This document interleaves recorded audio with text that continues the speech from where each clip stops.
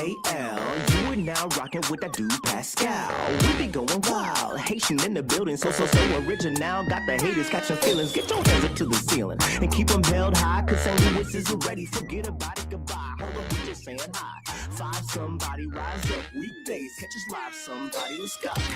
Good afternoon. Good evening and good morning, everybody. Welcome to the Pascal Show. Hope you guys are all doing well out there. Hope this show finds you in good spirits, because another day above the dirt is always a blessing. Let's not forget that. Oh, boy. What a morning it has been. What a day it has been. What a night it has been.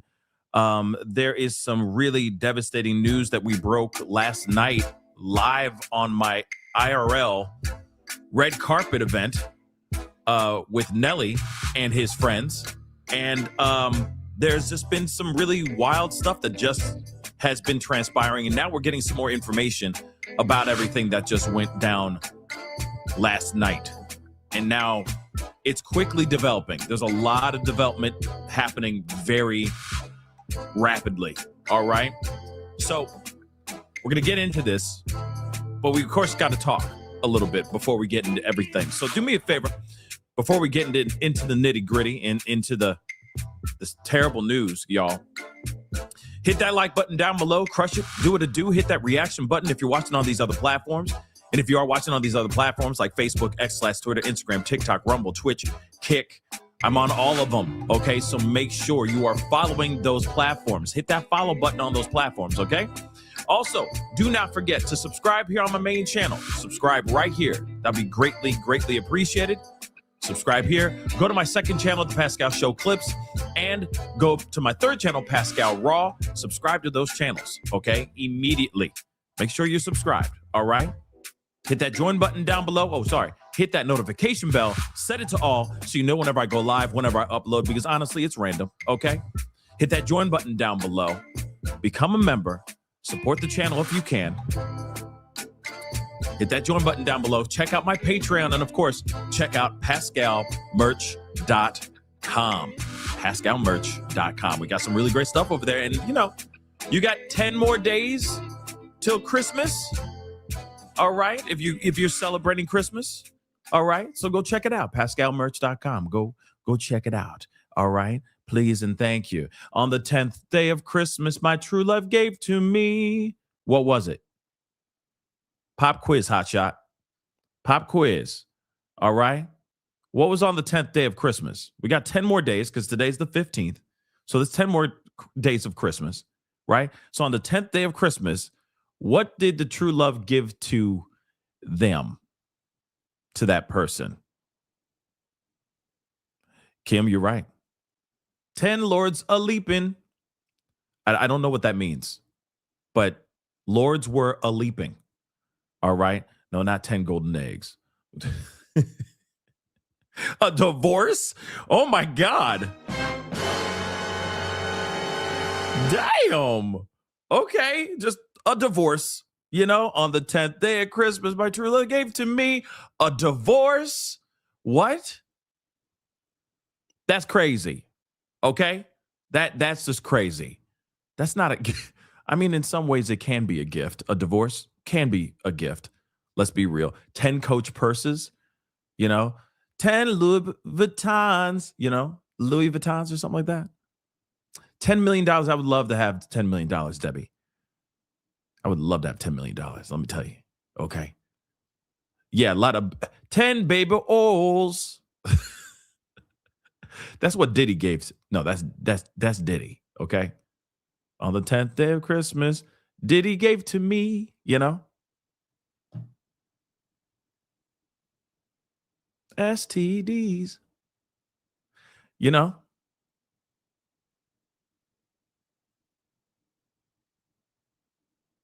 And a whole bunch of Astroglide, you know? Anyway, hopefully you guys had a good time last night. First and foremost, let me just say this really quick. Before we go into the mucky muck, before we go into this devastating news, because we are going to dive right into this very, very shortly. All right. I do want to say thank you guys so much for watching the live last night, my first real IRL. We were working out um, a lot of kinks. You know what I mean? It was like my first time doing it, right? It's like,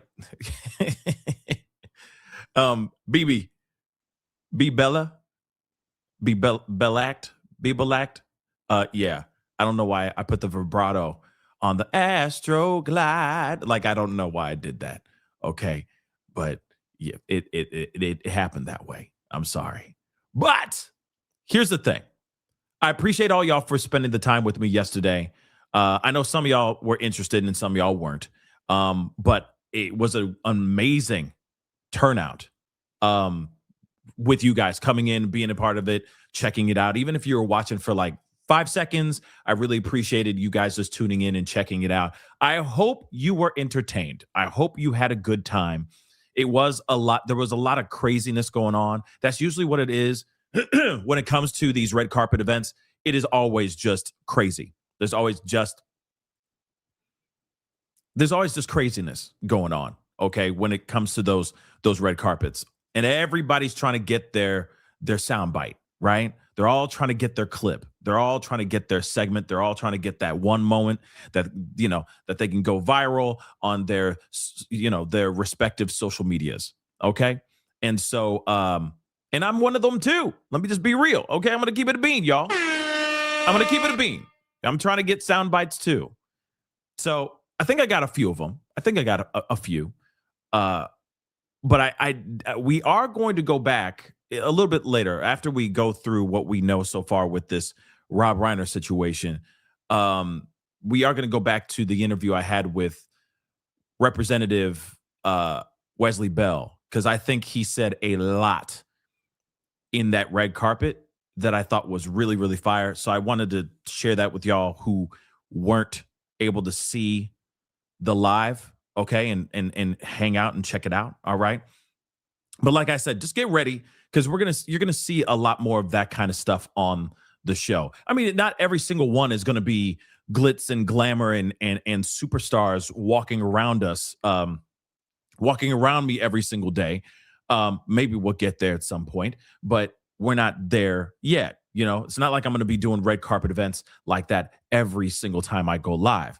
But I want to give you guys, like I said, to bring some variety to bring you guys some variety to the show, to this platform, talk to you guys and talk to others about things that are going on in the world.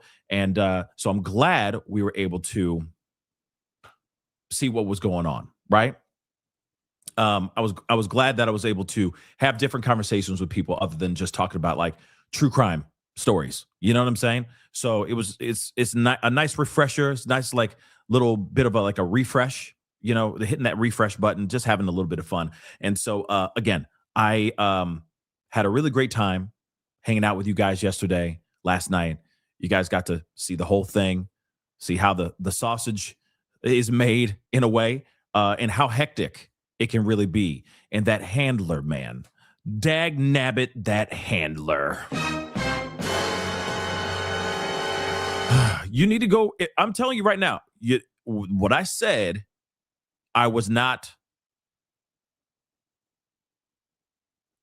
joking. If you go back, I know some of y'all went and hit the reverse, hit the rewind just to see the moment I'm talking about. Okay. While I was sitting there rapping with Ashanti, I'm not kidding you. Their handler came over. I don't know why, but she like crept down on the ground. I don't know what was going on, man. But she crept down on the ground and then she just grabbed onto my leg, like the calf, out of nowhere. And it's funny because I got the microphone here, right? So I'm just sitting there going like, and yeah, I totally forgot what I was going to say. Totally lost what I was saying. You know what I'm saying? And then, my boy Brandon, we had to like tag team the questions, which is really kind of frustrating because, you're hoping that he says something, then maybe you'll be able to like bounce off of what he says, or he might say something where it's like, oh, that's a good point. That's a good point. Yeah. All right, Brandon. But he didn't really do that. You know what I'm saying? He's new. He's new to that. You know, he's not used to doing this kind of stuff, right? But he's still, you feel me? He did his thing. I'm not knocking him. You know what I'm saying? He's a novice in the whole thing. But I was kind of waiting for him to bounce back and forth, you know? And he really wasn't bouncing back and forth. You feel me? So I'm just like, okay. And then as I'm trying to ask a question, a hand is on my calf, like out of nowhere.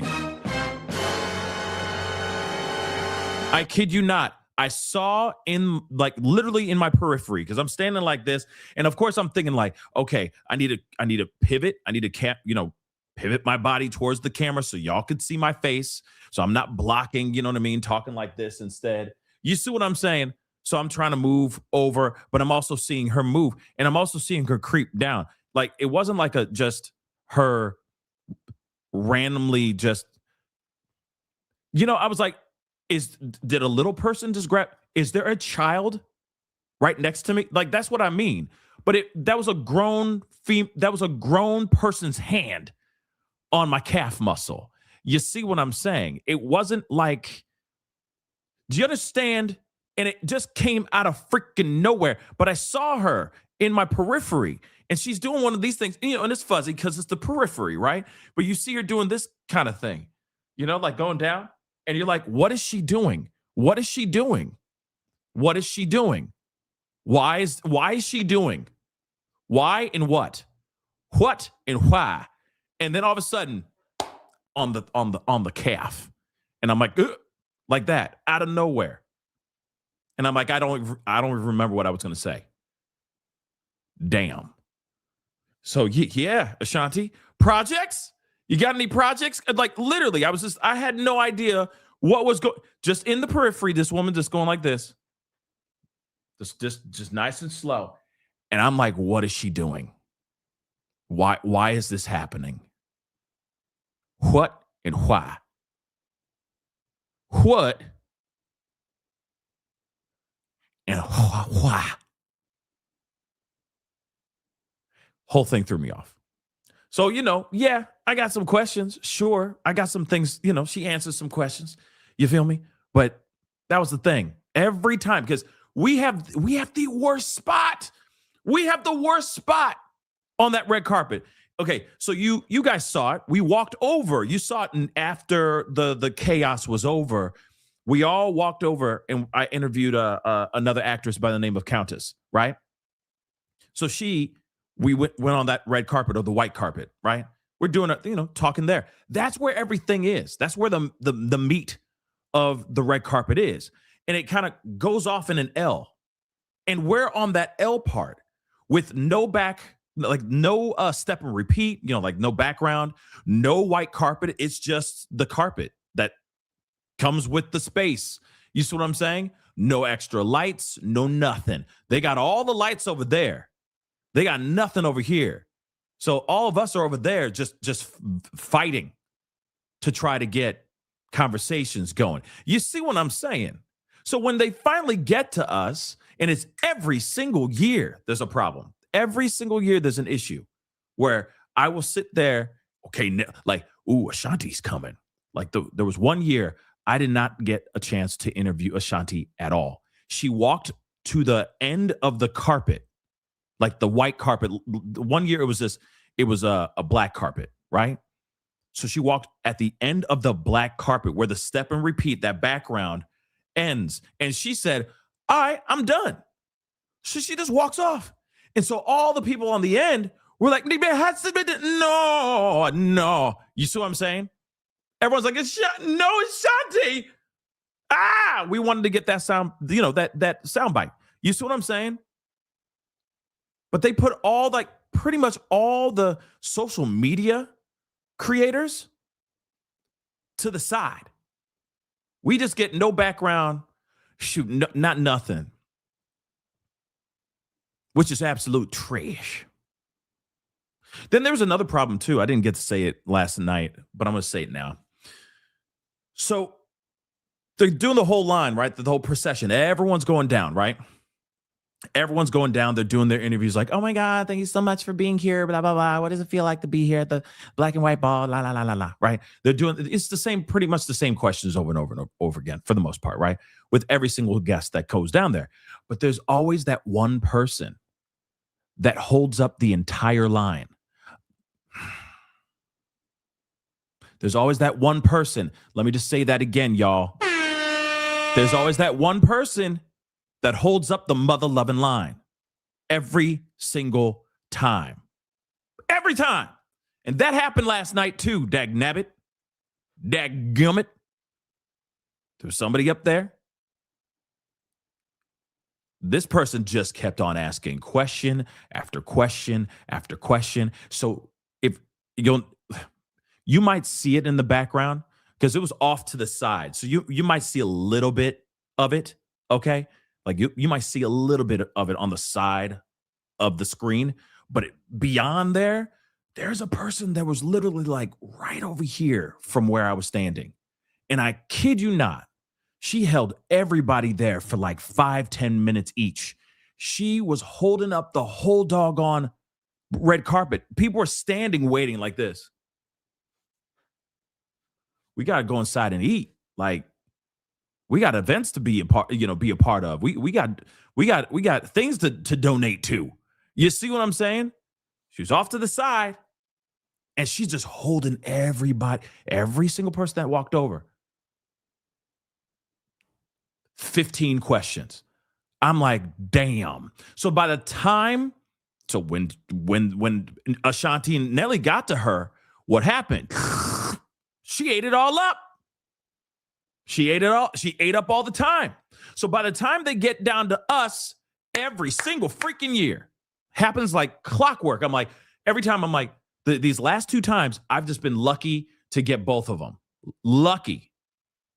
Because she will sit there and cut all the people off. You can't interview him. Sorry. You can't interview. One question, please. What?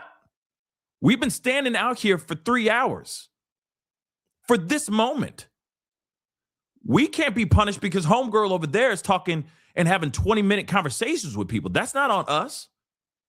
You need to tell her that orchestral music, you know what I'm saying? Wrap it up, B, and let them go down the line, right? But she was holding up so many people. Real talk, so many. So by the time Nelly and Ashanti get to any of us at the end, the L part, we get scrappings. We get nothing. And then it's can you do an interview? Can you tag team an interview with Ashanti? Because she was, as soon as she walked over, she's like, my feet are hurting so bad. And I think you heard me say it. I was like, I'll give you a full massage. Let's go. Just let me have my conversation with you. You know what I'm saying? But as soon as she said that, she's like, can you tag team? And I'm like, she just did an interview with my boy Braden right here. Right here. She was doing just fine. Just bring her over here. Just bring her over here. Come on. We can have a conversation. You see what I'm saying? Same thing with Nelly. 2 questions, please. Word? You're serious. Oh, you're serious. Oh, yeah, that's not going to happen. No. Not when I've been sitting here, standing around, waiting for his ass to show up and do the interview. I'm not going to stand up. No. No. So what happened? I had like 5-6 questions. I don't even remember. But I was like, F it. I'm asking all the questions I can. But she was standing around trying to touch my shoulder and stuff. You see what I'm saying? Touching my shoulder and like doing all this stuff. And I'm like, bruh, they had all that time over there. I'm getting my time. I'm getting my mother-loving time. So that's it. You know what I'm saying? You got to see like how the sausage is made, how the chaos is, how fun it can be, how frustrating it can be as well. Because it is frustrating, especially when you stand in, shoes with no cushioning. Okay, those are some rough shoes. I love those shoes, but they ain't sneakers. And you standing in those mugs for hours to try to get a minute If that, 2 minutes, 3 minutes, if you're even lucky with these celebrities, you know? So again, it's a fun time, but there are frustrating moments like that. And especially when it's the man of the hour and his boo thing. That's when I have an issue as well. We're here to get that guy. We're here to talk to Ashanti as well. You know what I'm saying? Don't get me wrong. It's an honor to talk to everybody else. But we're there for that. You see what I'm saying? So it's fine. It's just the calf in the middle of an interview where I'm like, why is she like I'm not. Go check out the video. Go check out the video. I kid you not, crouching down in the background. I'm like, what is she doing? Where is she going? Why is she doing this right now? Why is she creeping so slow and weird like? And she did that, and then she grabbed my thigh, not my thigh. Ooh, that would have been weird. It would have been weirder then, yeah. But you know, she just grabbed my calf. For what reason? For what reason? To tell me to wrap it up?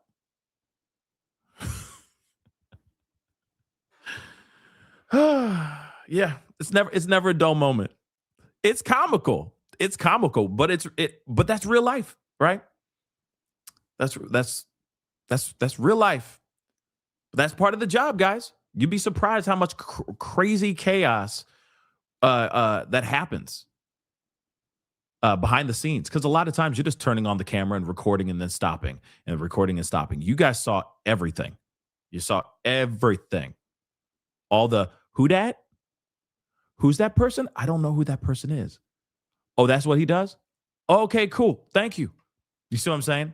A lot of that because, you know, we won't get the lookbook or the guest book until like hours, if that, before the actual event.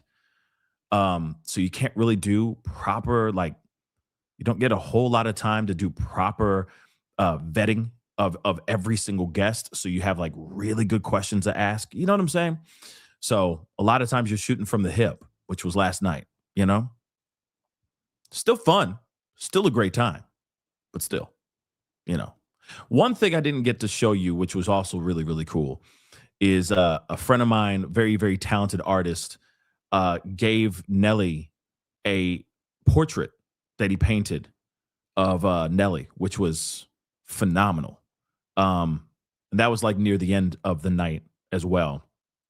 And Nelly was tore up by the end of the night. But it was a really beautiful portrait, beautiful painting. And yeah, so, Busta Rhymes showed up finally. I think I said that on the show. You guys saw the live when I was talking about that. But he performed, which was dope as well. So I'm going to be sharing some clips online here in a little bit as well. I got a lot of stuff going on.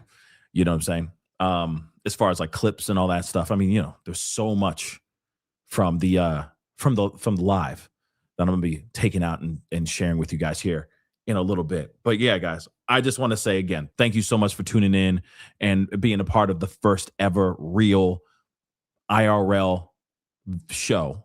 And like I said, we're going to be doing this a lot. You know, I'm hoping to try to do it at least once a week, if possible. If I can do more than once a week, I will, you know.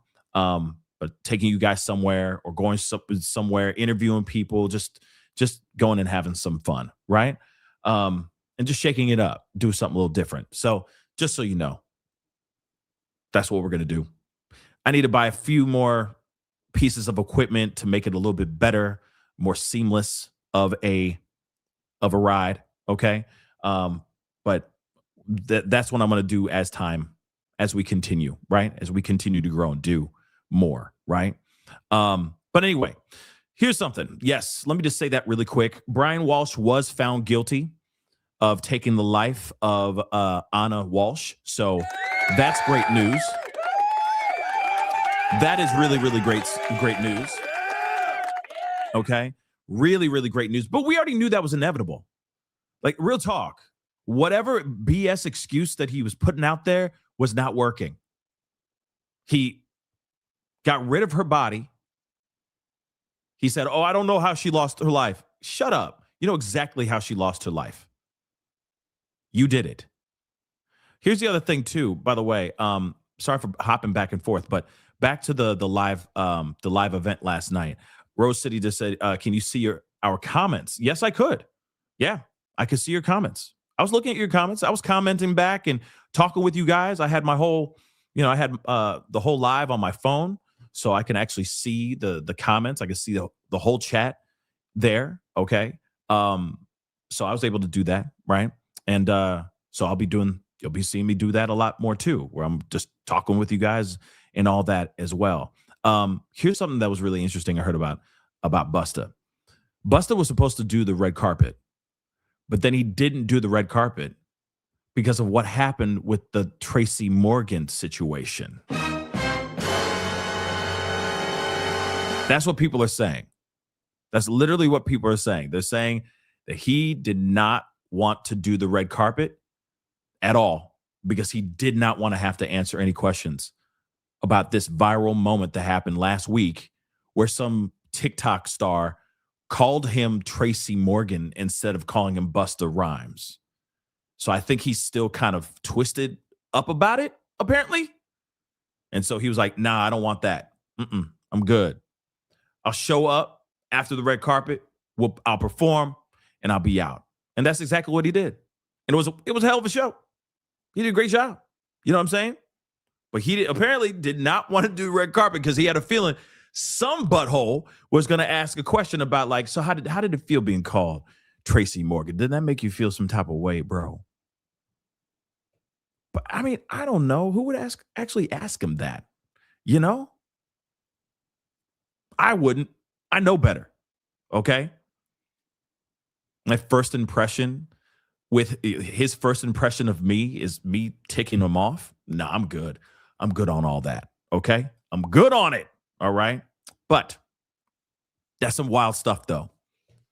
He really was in his feelings about that. I get it. It's kind of mean. It's kind of messed up, you know?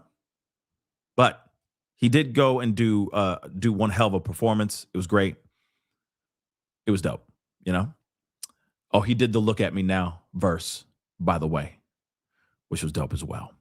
Okay. Oh, he still got it, man.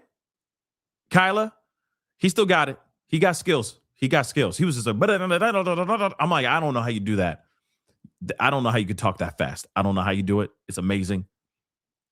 He was just, it was crazy. He was pulling out all this old stuff from like when he first came out, Leaders of the New School, like all this stuff, like way back in the day, right? To the most recent stuff that he has out there. So again, amazing. It was one hell of a show. And a lot of other performances, you know, the St. Lunatics performed, Nelly performed, Bone Crusher performed as well. So there was, like I said, a bunch of people just performing for the after show, which was dope. It's never a dull moment with the after show. Okay. And maybe if I do it again next year, maybe next time you guys will be able to see the performance, the after party too. You know what I'm saying?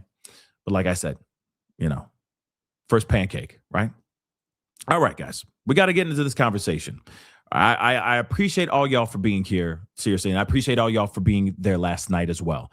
Like I said, what we did last night was amazing, first of its kind for me, at least, and many more to come. But we do have some really sad news here to talk about. I know a lot of us are still trying to find out what's going on here, and some of you guys are just getting the news about this. But actor, director Rob Reiner was found unalive in his home with his wife. Now, what's interesting is we broke this last night during the IRL, which is really amazing. I was still able to give you guys a little bit of news while we were doing the IRL. And this is literally the article I read live on the show. So I want to read this again to you guys because they don't mention or identify the bodies that were found in Rob Reiner's home. They just say the home that belongs to Rob Reiner. 2 people are found in there, a man and a woman. still developing information, right? This is still a developing story. But let me show you what I mean. This is exactly what I read literally last night. So, two people found unalive at LA home. So, before I go and do the update here, I'm just going to read you guys what I read to you guys last night. All right. Two people were found unalive at a home in West LA owned by Rob Reiner and his wife, Michelle Sunday. TMZ has confirmed. So, the LA Fire Department was called to the home around 3:30 p.m. Pacific Standard Time for medical aid, and authorities found a man, approximately 78 years old, and a woman, approximately 68 years old. Here's his wife. Him and his wife, of course. We've confirmed the house does, in fact, belong to This Is Spinal Tap director, or the Spinal Tap director, though we do not have do not know the identities of the deceased at this time, which obviously, when we read this at first, it was like, dang, who's in the house? But it's clearly, I mean, I feel like it would be safe to say that it is Rob Reiner and his wife, Michelle. But of course, they were not, we didn't have the identity of that yet at that time. So LAPD arrived about 10 minutes after LAFD showed up, okay, and has opened an investigation into these two deaths, okay? And of course, they said at the time, when we broke it at that time, it is still developing. Now, of course, we have new information about all this, but we're going to go to the first thing that they put out a few hours ago. We're going to take a look at this here, guys. Let's take a look at this. Today, Fox News alert. Governor Gavin Newsom confirming that Hollywood icon, director Rob Reiner, and his wife, Michelle, are dead. Newsom saying, quote, "Jen and I are heartbroken by the tragic loss of Rob Reiner and Michelle Singer Reiner. He made California a better place through his good works. Rob will be remembered for his remarkable filmography and for his extraordinary contribution to humanity." But the LAPD revealing little information about their investigation so far. They did confirm, though, their robbery homicide division would be overseeing the case. Former homicide detective Brian Foley joins me now. Brian, why are they being so tight-lipped at this point? Well, as a homicide detective, you want as very little information getting out there as possible, unless you want it to get out there. And we'll talk about that with Providence, when you don't want too much information getting out there. So they're going to be very tight-lipped. This is not an active scene in that there's an active danger there. So now this becomes a highly forensic scene. And what the detectives, I can tell you, are doing right now are securing search warrants. They need a search warrant to search a victim's house. This is a stabbing, Todd. And what do I always say? Stabbing is a very intimate and emotional crime. And almost always the victim is known to the suspect. However, this is a very highly public and outspoken person. So that kind of eliminates that. But you hope two things. One, that this suspect has revealed themselves through hate messaging to the victim in the past, and his security people will know it, and that the scene becomes now the main point of evidence. This is a highly forensic scene. You're going to have maybe one of the best homicide divisions and crime scene processing in the world on that scene, processing it. Now, let me just say this. Obviously, we now know that we're starting to get more information, which of course we're going to get to. This is all like, I'm just kind of leading you guys up to where we are, where the investigation is right now, what's been revealed out here in the news streets. Okay. But again, the fact that I'm trying to understand what's going on here too. I don't know if this has anything to do with addiction, but apparently they say there's reports of saying that they've had the son and Rob were seen like having a very explosive argument before they lost their lives. So I really don't know. But the fact that there's more information, of course, they're saying that their throats were, you know what I mean, is very shocking as well. Again, remember when we talked about Gene Hackman and how Gene Hackman lost his life, there was so much speculation. Understandably, there was a lot of speculation. But now, this one for sure. I mean, they're saying that the daughter walked into the house and found them gone. but also saying that their throats were, is absolutely shocking and terrifying. So if it is the son that did this, what drove the son to go to this level, right? I'm curious because I'm wondering who this kid is, who this man is, right? Who's Nick? Who's Nick Reiner? That's one thing I really do want to know. Is this a guy who has a very dark past, or is this something else? I'm kind of curious about that. When there is a stabbing, you hope that there was a struggle and that there's transferred DNA. What do I mean? The suspect's hair, the suspect's skin. You look under the victim's fingernails and you hope that there's DNA evidence there. Why did the LAPD need a search warrant?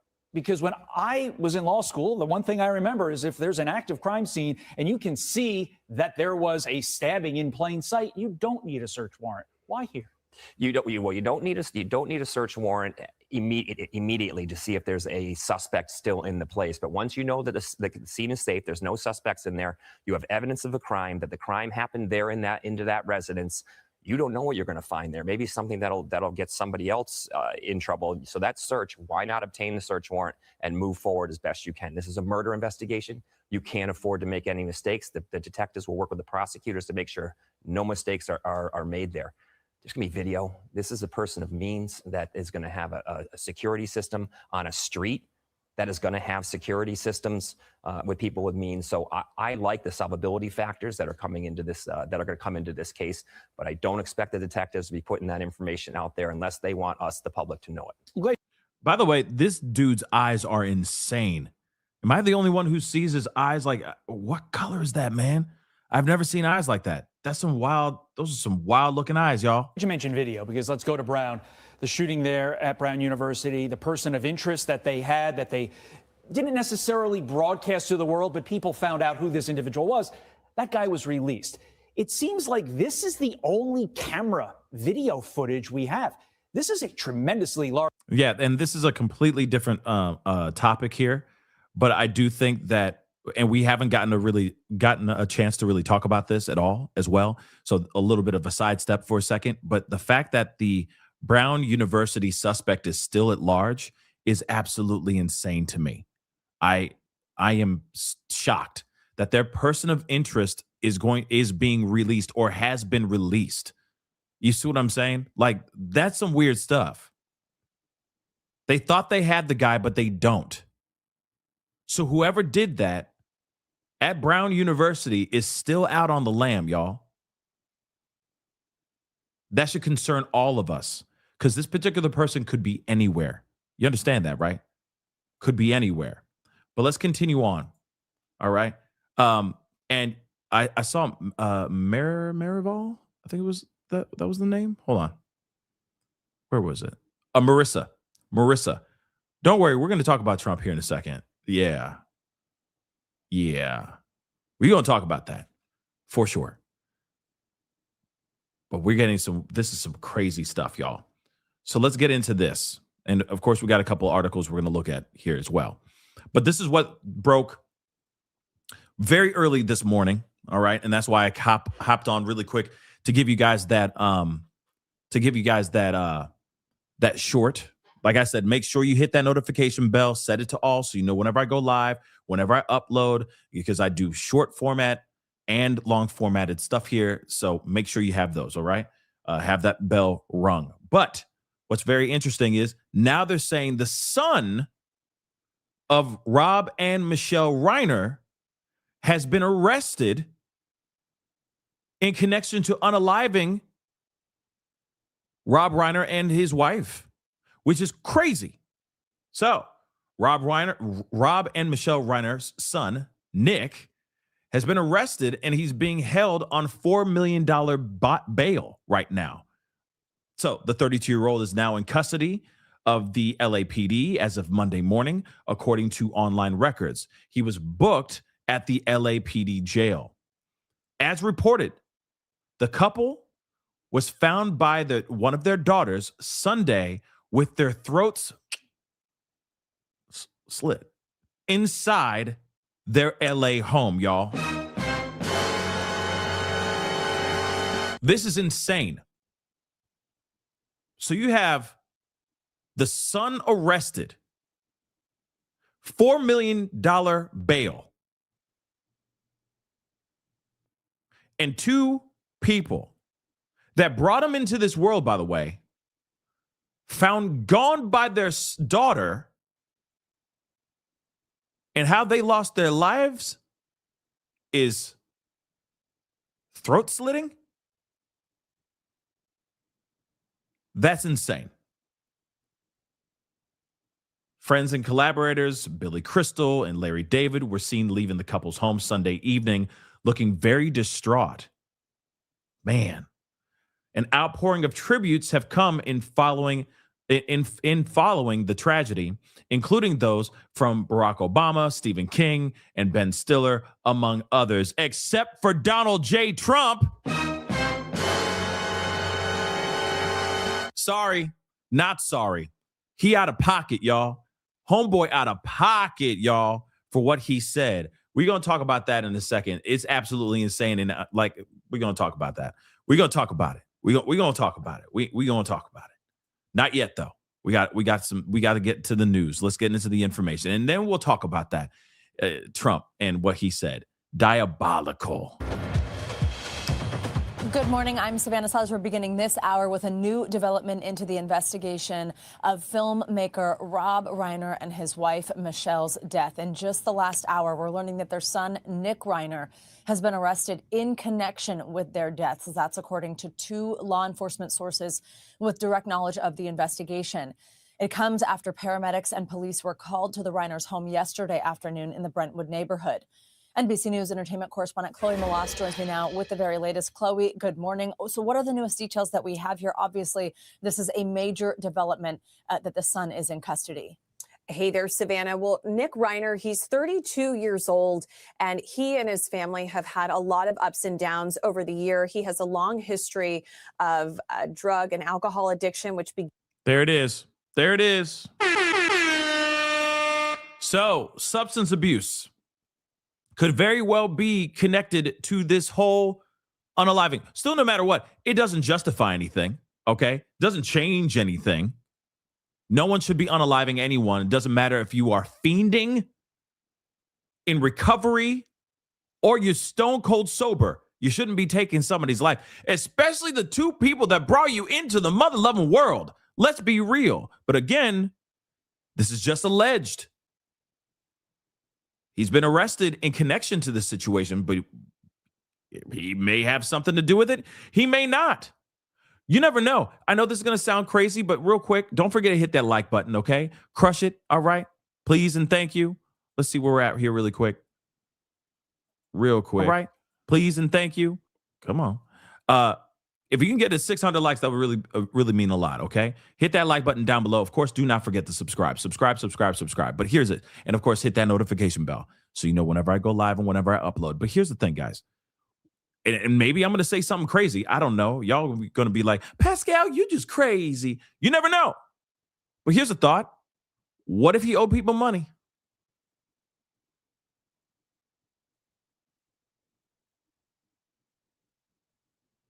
What if it wasn't by his hand?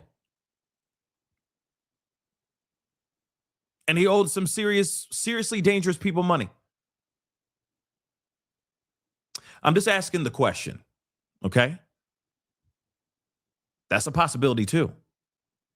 Because the way that's some heavy stuff. That's pretty diabolical. To do this.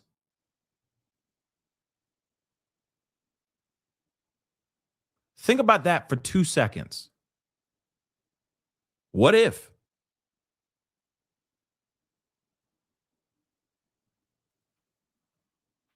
Could be something, could be nothing at all. Remember, we don't have all the pieces of the puzzle. Police have all that. We don't have everything. But one thing is for sure. When you hear about them saying that he has a history of addiction, it could very well have been he's out of his mind and he does something crazy. That's possible. or he owed some very dangerous people a whole lot of money. Yeah, crime of passion or retaliation for not paying what he owes. It's possible. And remember, if somebody knew that his parents were, or his parent, his father, was Rob Reiner, they might think this man got money, and they terrorize him to get the money. You see what I'm saying? So again, I mean, I'm just asking the questions. This could very well be what it is.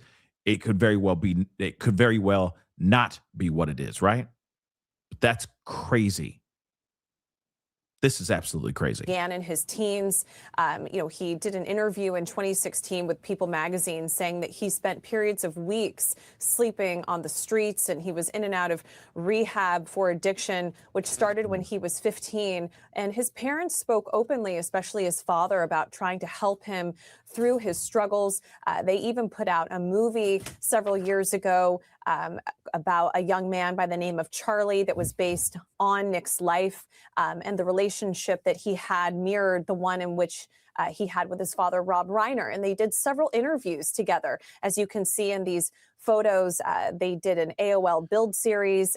They did interviews with The Hollywood Reporter, and they talked about the struggles that they had over the years. And Rob Reiner said that he gave a lot of tough love to his son, and it was really working on this film and this project in which he really saw addiction through the eyes of his son and realized that perhaps he had given too much tough love and shouldn't have listened to the experts so much and really listened to his son more.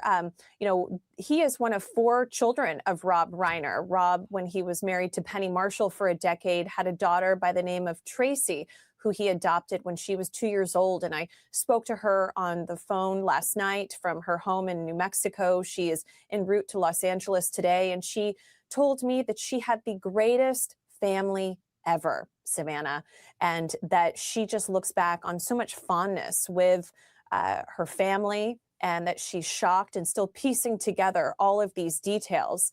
But obviously, this is horrifying news for those who have known Rob Reiner and his family, worked with him, loved him, starred in his films, worked alongside him. And one of those individuals is Kathy Bates, who spoke out and said that she is just devastated and horrified by all of this. She worked with Reiner on the 1990 film Misery, and she said that he was a brilliant artist who changed the course of her life. I mean, he's done so many movies, guys. All right. And then he, of course, was one of the main cast members of All in the Family from way back in the day. I mean, this Rob Reiner has been, you have seen, either you've seen something he has shot, or you've seen something that he's been in. If you watched Knocked Up, I think that's him in Knocked Up. I think it is. I could have sworn, or maybe that's shoot, I forgot the guy's name. I may have that wrong, but he was also in Wolf of Wall Street. He was great in Wolf of Wall Street. If I'm correct, he played Jordan. I forgot the main guy, the Wolf of Wall Street guy, Leonardo DiCaprio's character. He plays his dad, and he was great in that movie. Yeah, I thought it was Knocked Up, but it's not Knocked Up. But like I said, he's done so many other movies, so many great movies. The dude's no joke. Let's be real. So you've either seen something that he's shot and has directed, or you've seen something that he was actually acting in. So I don't understand what's going on here. I don't know what the hell's going on here. This is scary. This is very scary. Especially, no matter what, someone losing their life in any kind of way at the hand of anybody is scary. But the fact that this person, if it really is Nick that did that to their throats, like doing that like that, that's so diabolical. You see what I'm saying? Like that's diabolical, y'all. Chloe, tell me a little bit more about the reaction that we've seen pouring in. I mean, I know it's from people who have, as you mentioned, starred in his films, worked alongside him. You mentioned the reaction from his own daughter, but tell me a little bit more about all the things that we're seeing posted online this morning. Sure. So Paul Feig, he posted a picture of himself with Rob Reiner saying that Rob was my true hero, a true visionary titan, and a lovely, lovely person. Josh Gad from Frozen posted on Instagram, I cannot express how much this hurts. He cared so much for those who had no voices. The loss is devastating. Elijah Wood posting on X, horrified to hear of the passing of Rob Reiner and his wonderful wife, Michelle. So much love to their kids and family. And also, let's talk about what Ben Stiller also said on X. He said that Reiner was a kind, caring person who was really, really funny and made some of the most formative movies of my generation. I mean, speaking of those formative movies, When Harry Met Sally, A Few Good Men, Sleepless in Seattle, right? These are all films that have had an indelible mark on the entertainment industry, and no doubt more tributes will continue to pour in. I'm sure they will. Chloe. Did he direct A Few Good Men? Hold on, guys. I mean, obviously, Hollywood is reacting big time. Hollywood is heartbroken right now. This is scary, scary stuff. Shocking and heartbreaking stuff. Don't worry, we got a bit to look at here. So, hold on, I'm gonna pull up his IMDb really quick, because I know this is Spinal Tap. All in the movies he's acted in, like All in the Family. Let's take a look at this. So, of course, now he is gone. All right. May he rest in peace. But he's done some movies. He's done TV shows. Yes. So, yes, Max Belfort. So, Jordan Belfort's dad, right? In Wolf of Wall Street. He was in All in the Family. I think he directed This is Spinal Tap and was in the movie as well. Let's see. Director. Let's see the movies he's directed. Let's go all the way back.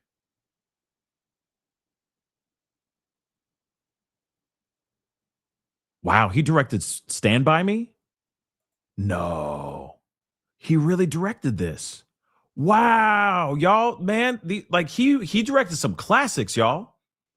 Wow.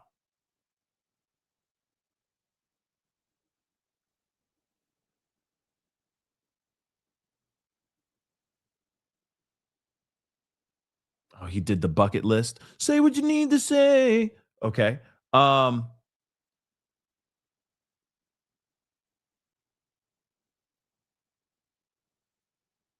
Few Good Men. There it is. Misery. Come on now. Misery, baby. Come on now. When Harry Met Sally, The Princess Bride. Man, he had like straight up hits for a second there. I don't know the sure thing, but like This is Spinal Tap, Stand By Me, the Princess Bride, which is a classic. Which also This is Spinal Tap is obviously a comedic classic, right? When Harry Met Sally, the whole I'll have what she's having, right? Misery, A Few Good Men. Like, what the hell? The American President, I even remember that movie. Diggity damn. Ghost of Mississippi. Wow, y'all. So he had bangers, yo. Guys, he had bangers. He had bangers. That's insane. And that's just his directing. That's just him directing stuff. He had bangers, y'all. Unbelievable. And then, of course, he was directing Spinal Tap 2. So there was going to be, I guess, a sequel's coming out, or it has come out. I don't know when it's coming out, but apparently they did a sequel. The Spinal Tap 2, or it's a Spinal Tap the original. So what the hell? What the hell? So again, very talented filmmaker. Very talented filmmaker. Wow. So tragic. So tragic. Of course, there is some information. I'm going to play this here for you guys real quick. Apparently, like I said, Rob Reiner and his son got into a blowout fight, apparently. This is what they're reporting right now. Let's take a look. We want to start with a story that really is shaking, I would say Hollywood, but really shaking Beyond, the country because it's the death of popular actor and producer Rob Reiner and his wife. His son, their son, I should say, now in custody. Right. And so this has kind of been developing, new information coming in throughout the day. We want to bring in TMZ's Michael Babcock with the latest on this investigation. You guys are now reporting that it was their daughter that found her parents. Morning, Shannon. Hi, Lauren. Yeah, just an incredibly sad and tragic story. We have, over the last few hours here, learned a good deal of new information about what allegedly happened, really starting Saturday night and then obviously into yesterday afternoon when, like you said, Shannon, at about 3:30, one of their other children, now their son Nick, who is 32 years old, he is currently in custody. Unclear exactly why he's being held, but it is in connection to the deaths of his mom and dad. But yesterday, he has a sibling, a sister, and we have been told that about 3:30, she found her parents, called 911. Tragically, at that point, it was too late. There was nothing that could be done to save Rob or Michelle, sadly. Yeah, I mean, this just an awful story. We're looking more into Nick, the 32-year-old that was is being held right now. Yeah. I saw that he has had, I mean, years since like his 15th birthday. I think it said was the first time that he was taken to a rehab facility, and that it had been like dozens of visitors or dozens of visits rather to other rehabilitation facilities over the years as well. So but at the same point, like him and his dad, they made a movie together. So like I look at this and I'm like, clearly they had a connection. But this is just, I mean, to see this turn of events is just sad. No, I agree, Lauren. And to your point, they did make a movie together. I was watching interviews that they did, obviously after the tragic incident yesterday, and looking into his son, into Nick, and they had the project that they made that I think by accounts was pretty good and well received. They did a lot of interviews together. It seemed like they had a loving relationship. So to consider what might have happened, obviously we're not yet completely sure here, but to consider what might have happened, it's just awful. We were told, and it's relevant to their relationship and where they might have been right now, they went Saturday night to Conan O'Brien's holiday party. It's something he throws every year, and you get a lot of celebrity friends who go over, and they have this big party where they all have a nice time. Well, Rob Reiner went this year with his wife, Michelle, but they also brought Nick with them. We have been told that there was a blowout fight at Conan O'Brien's party on Saturday night where it got so bad or so intense that Rob and Michelle left. Unclear if Nick left, but Rob and Michelle left the party because they got into this fight with Nick. Now, I'm curious, was substances involved in that situation where they had this huge blowout fight? I mean, you're going over the Conan O'Brien's house, everyone's kicking it. Doesn't mean that Conan O'Brien's like providing the party favors, but there's plenty of other people, I'm sure, that are walking out there and holding.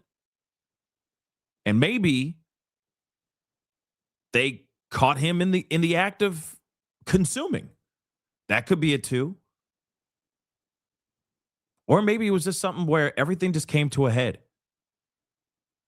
You know how things are. Sometimes there's tension between people and it just, you see what I'm saying?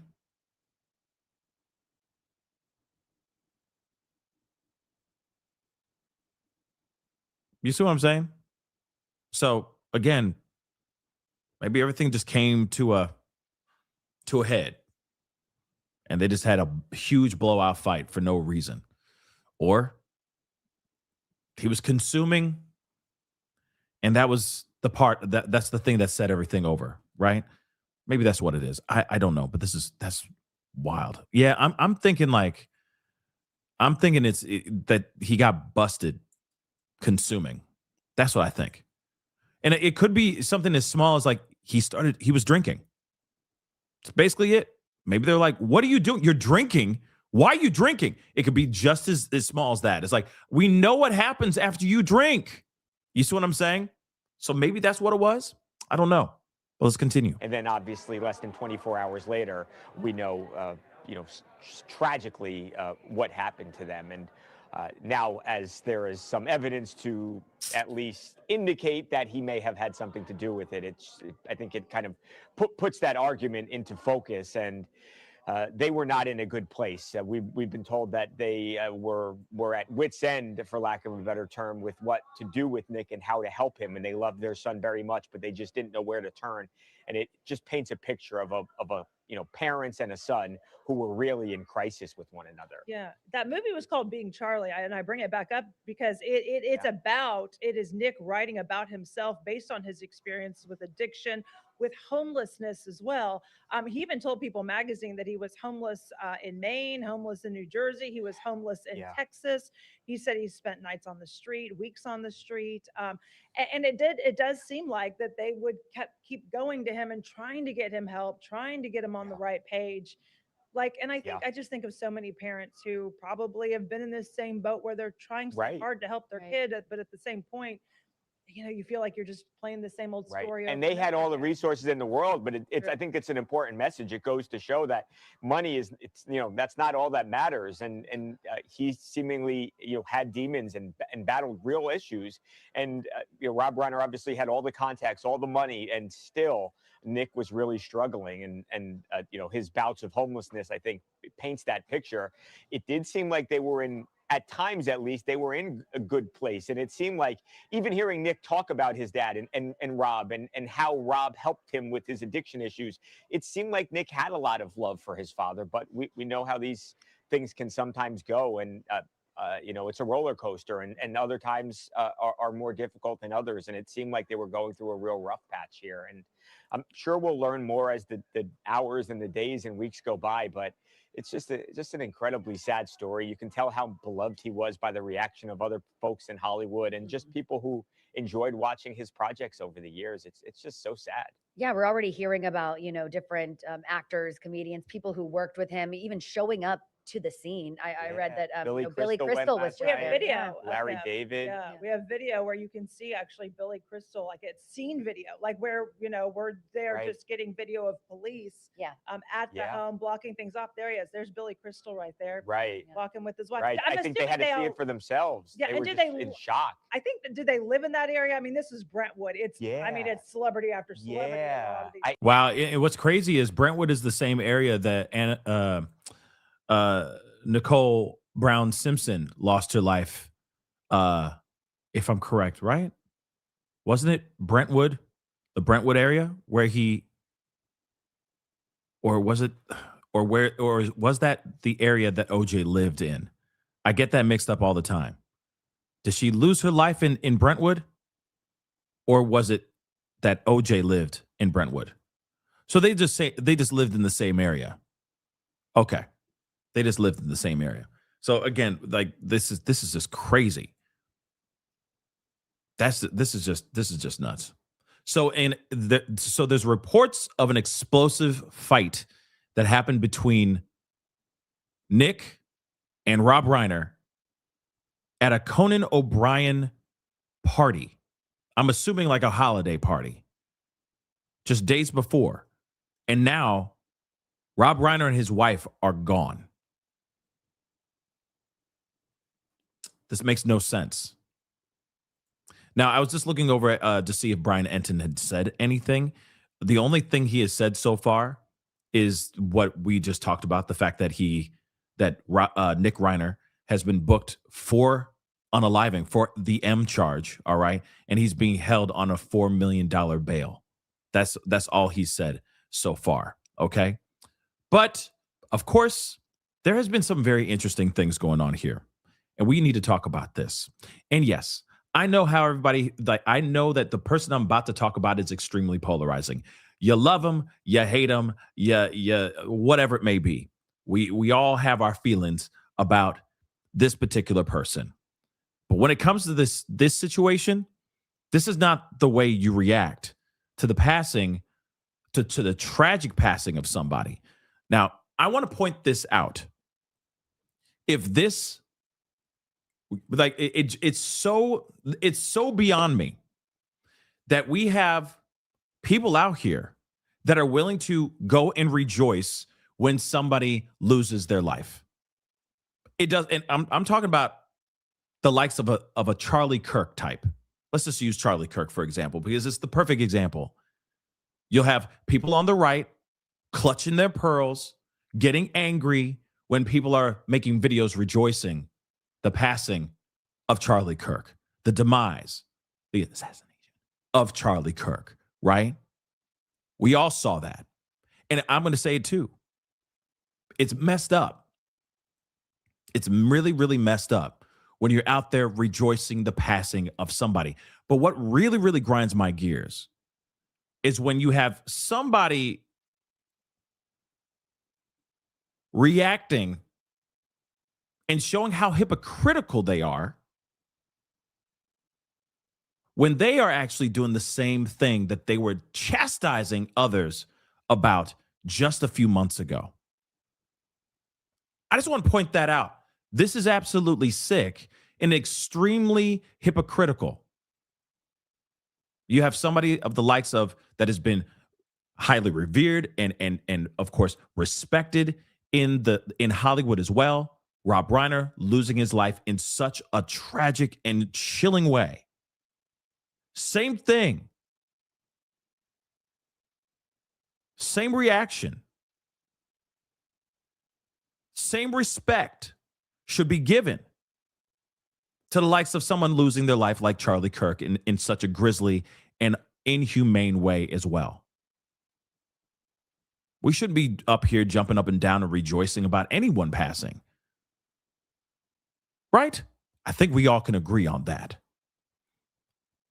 But what really messes me up is that the same person that tries to get people fired, people canceled, is the same person that's posting things about Rob Reiner's demise.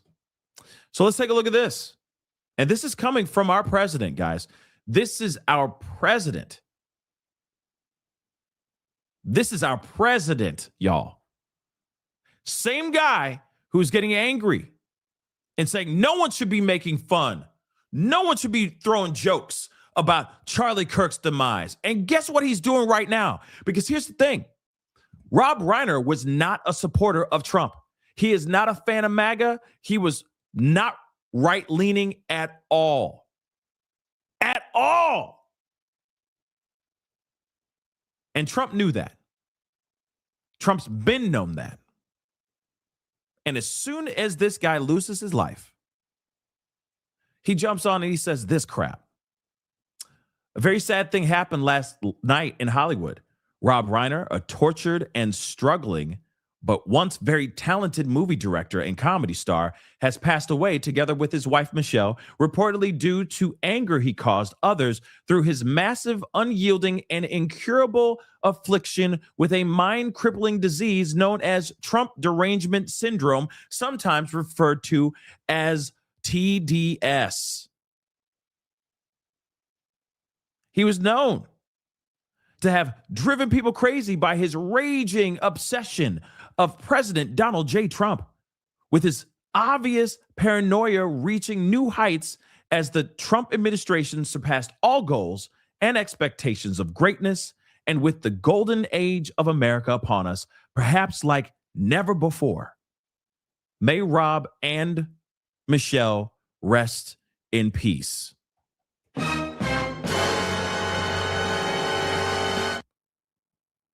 This was written by the president.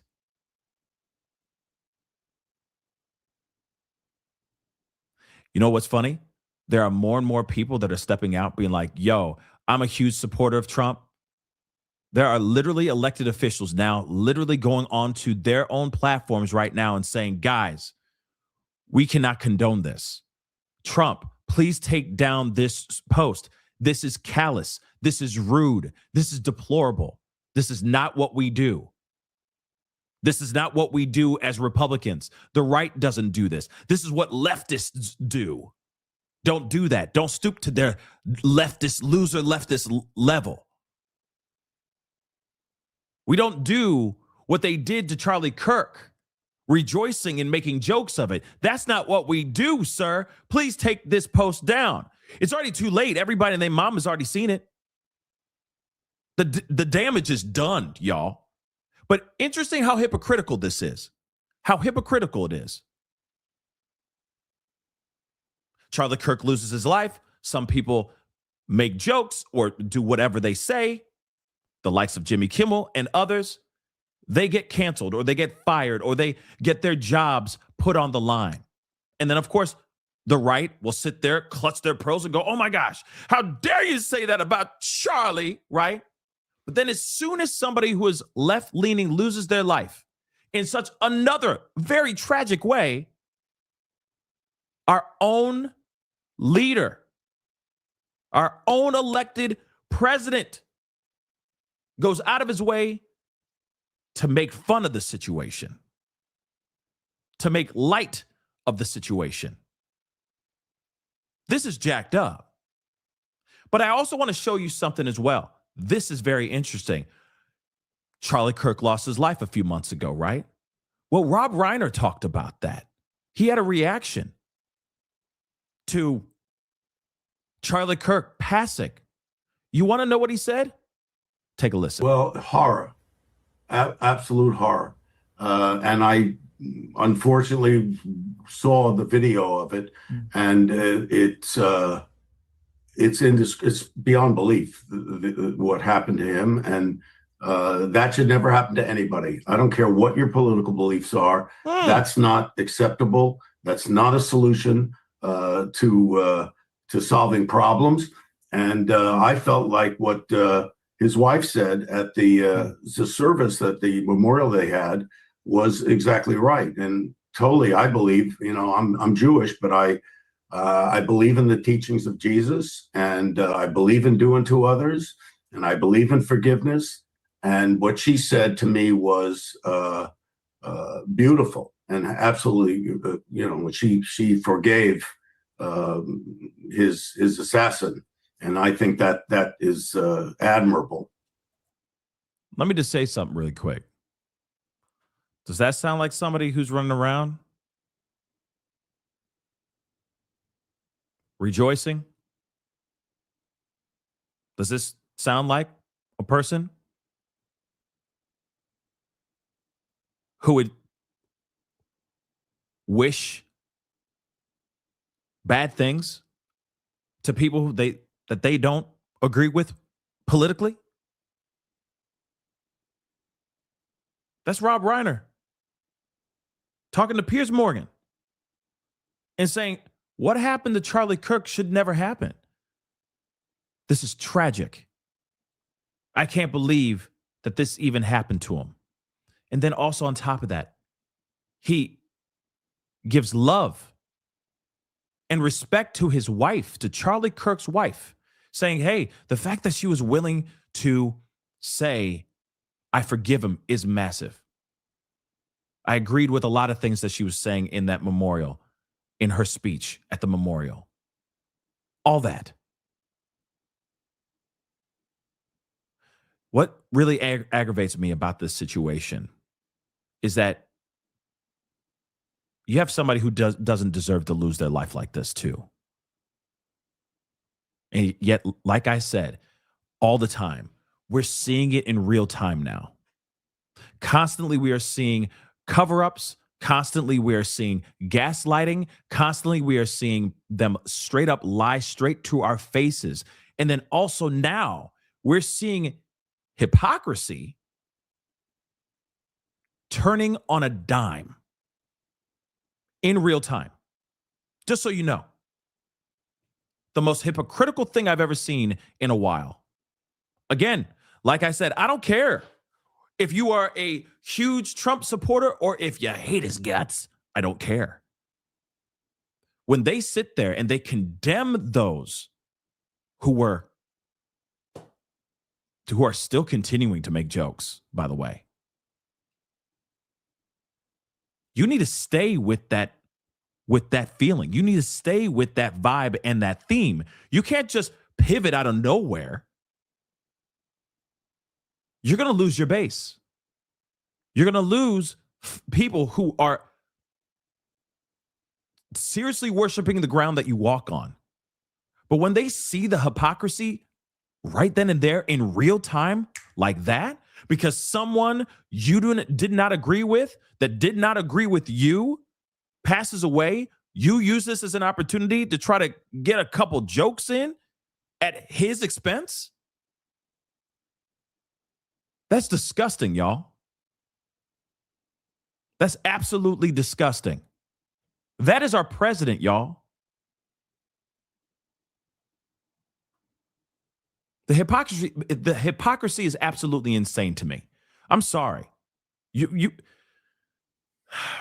already have enough with the Epstein files. We already have enough with the Charlie Kirk crap. You see what I'm saying? All the stuff that's going on, all these massive cover-ups that we're seeing in real time. The last thing we need to see is him literally go from, how dare you do this, but then, I'm going to do the same thing that I just chastised you about. That makes no sense. That makes absolutely no bloody sense, y'all.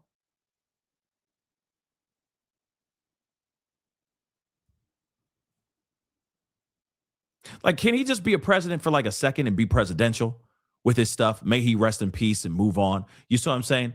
May he rest in peace and pass the potatoes and just be done with it. You feel me? But nope. He got to get a few licks in before the wave ends, before this isn't a big story anymore. That's so stupid. That's so stupid.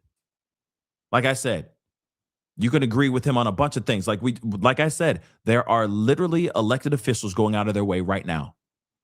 And they're tweeting and saying, please do not keep this up. Take this tweet down. This is so hypocritical and so not what we do on the right. And yet, he's doing it. And again, what's crazy is there are people who are riding with this crap. Like Alex Jones. Let's take a look.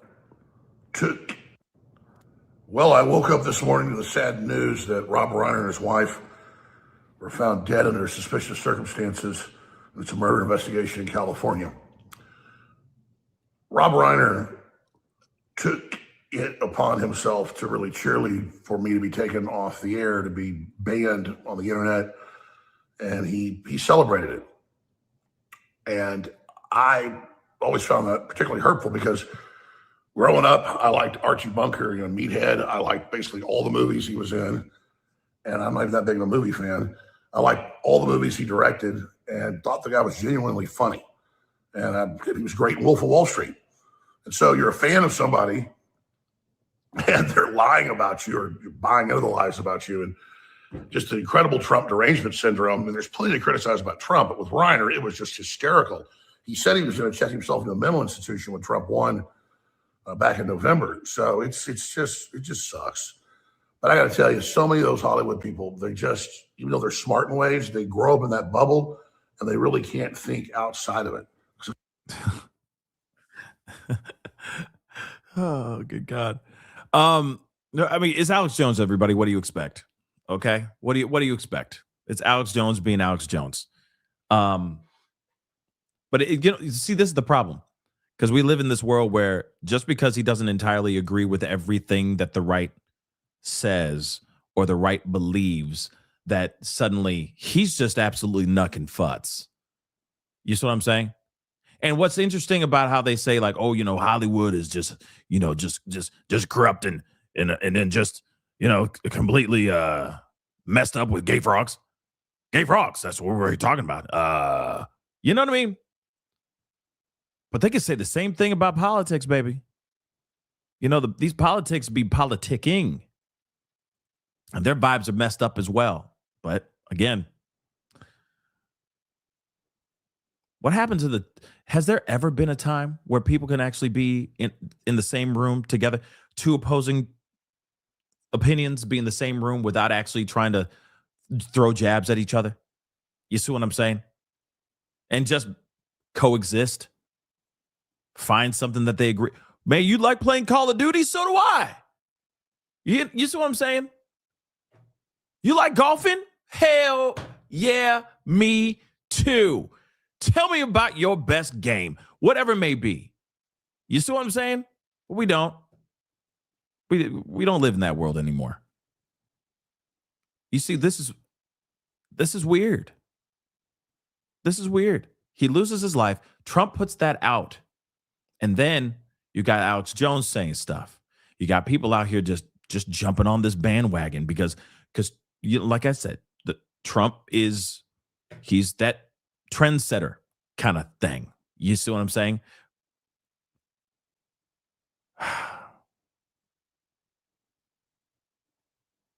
So stupid.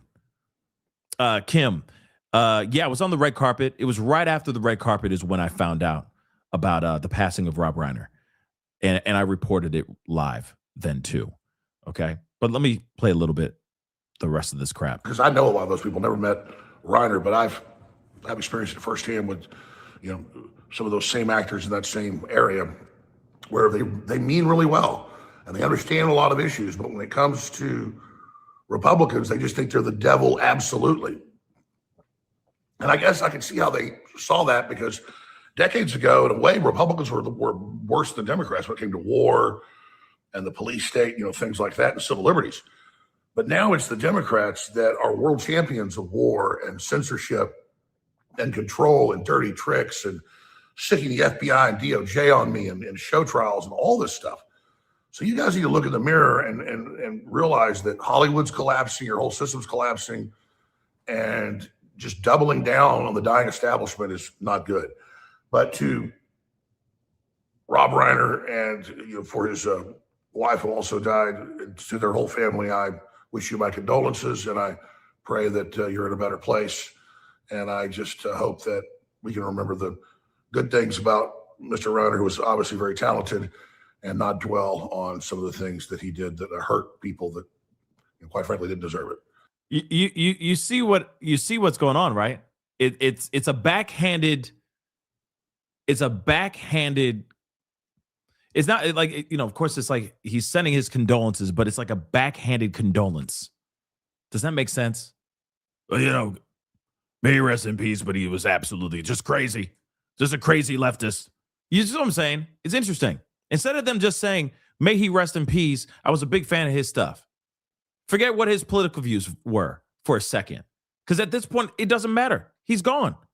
He can't change any votes in the future or anything like that. He's gone. With all due respect. It's not a joke. It's true. But they still got to throw in this backhanded, this passive aggressive condolence. Backhanded condolences, which makes no sense.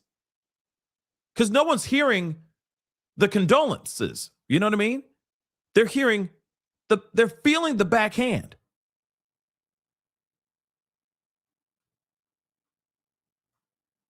But like I said, Trump put out that statement, then everybody else jumped on that ish.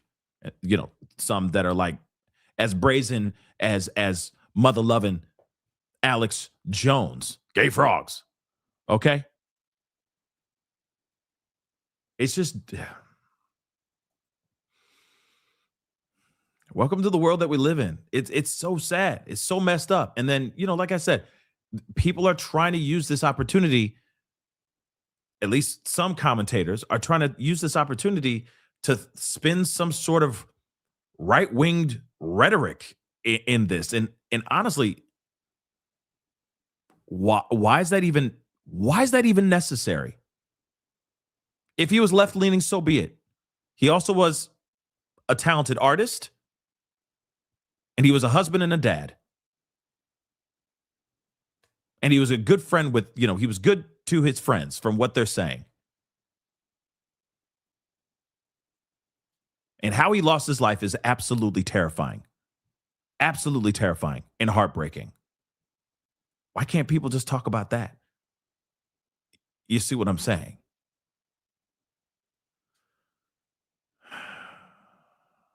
We got more. New details out after famed Hollywood director and actor Rob Reiner and his wife Michelle were found dead in their home. LA police have arrested one of the couple's sons in connection with the killings. Our chief correspondent Jonathan Hunt is live out of Brentwood for us. He's got more on all of this. Jonathan, what more can you tell us? Well, Sandra, within hours of the bodies of Rob Reiner and his wife, Michelle, being discovered here at their Brentwood home, we were getting word of the potential involvement of their 32-year-old son, Nick Reiner. And this morning, we got confirmation that he has indeed been arrested in the early hours of this morning, we believe, and is being held on $4 million bond. You can see Nick Reiner in this family photo that was just taken a few months ago in September. He is the young man with the shaved head in that picture. Now, the LAPD... Yeah, he doesn't look good there either. I'm sorry. I mean, you know, I'm sure they're picking photos that aren't very flattering of him. You see what I'm saying? To make him look even more sinister and diabolical. You see what I'm saying? But he doesn't look good. You see what I'm saying? Maybe he is an angry guy. I don't know. But he clearly, as they said, he has a severe addiction issue. Severe. So, I mean, all the way back from when he was 14, 15 years old, he was already going to rehab at the ripe young age of 14, 15 years old. That's wild, y'all. That's a roller coaster ride of a life. He said very little yesterday as they began their investigation, but the police chief confirmed this morning that Nick Reiner had indeed been arrested. Listen here.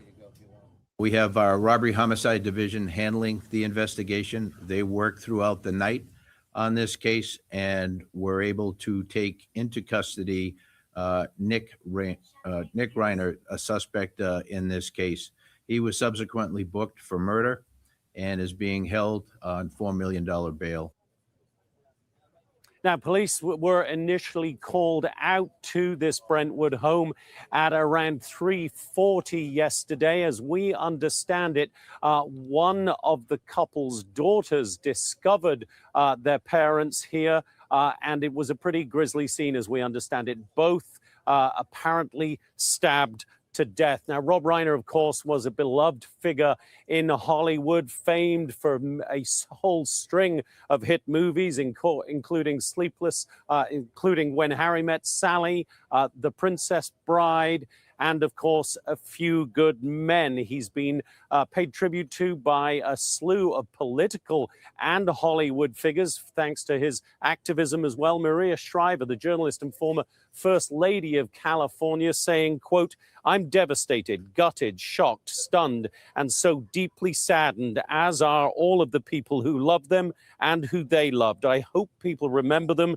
as two deeply talented, kind, fun, loving, good, patriotic people who loved each other deeply." And Sandra, our corporate cousins at TMZ are reporting that Rob and Michelle Reiner, along with their son Nick, attended a holiday party at the home of Conan O'Brien on Saturday night, and that the three of them were heard arguing very loudly. Now, I wonder if Conan O'Brien is going to speak out about this as well. Let's be real. He's got a podcast, doesn't he? I know he's not really doing late night talk shows anymore, but I'm sure somebody's reaching out to him to see what's up and see if maybe he's going to speak out, you know? I would hope so. Just so we understand what happened at that party. I'm sure he's not going to be able to say a whole lot because of it's an ongoing investigation, but he may be able to say something about this, right? It's very interesting. Let's continue. If that plays in any way to the tragic events that unfolded here on Sunday afternoon, we do not know at this point. We hope that we will hear more from the Los Angeles Police Department later today. Sandra? Wow. Jonathan Hunt with the very latest on all of that for us. Thank you, John.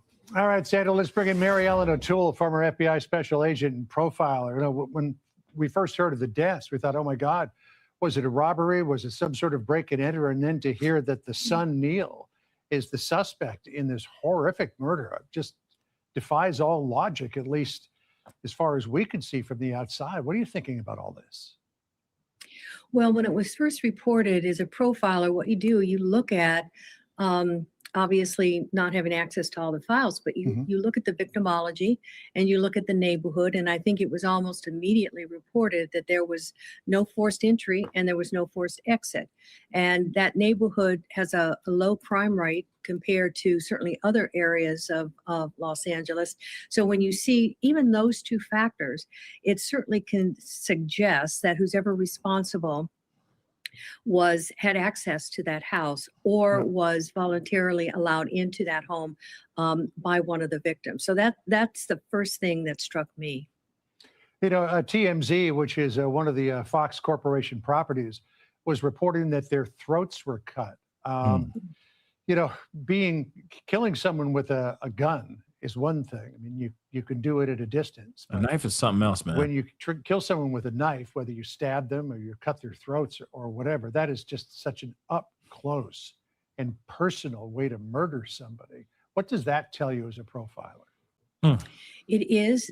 It's also a way to make sure that as the offender, that there's so much blood that's being produced from the injuries. It's very likely that your hand slipped down over the blade and you cut yourself, which means that you deposited your own blood at the crime scene. It also suggests that there was a fight because there would have been defensive injuries, more than likely, on both victims, again, causing the offender to leave his own blood, his own DNA at the crime scene.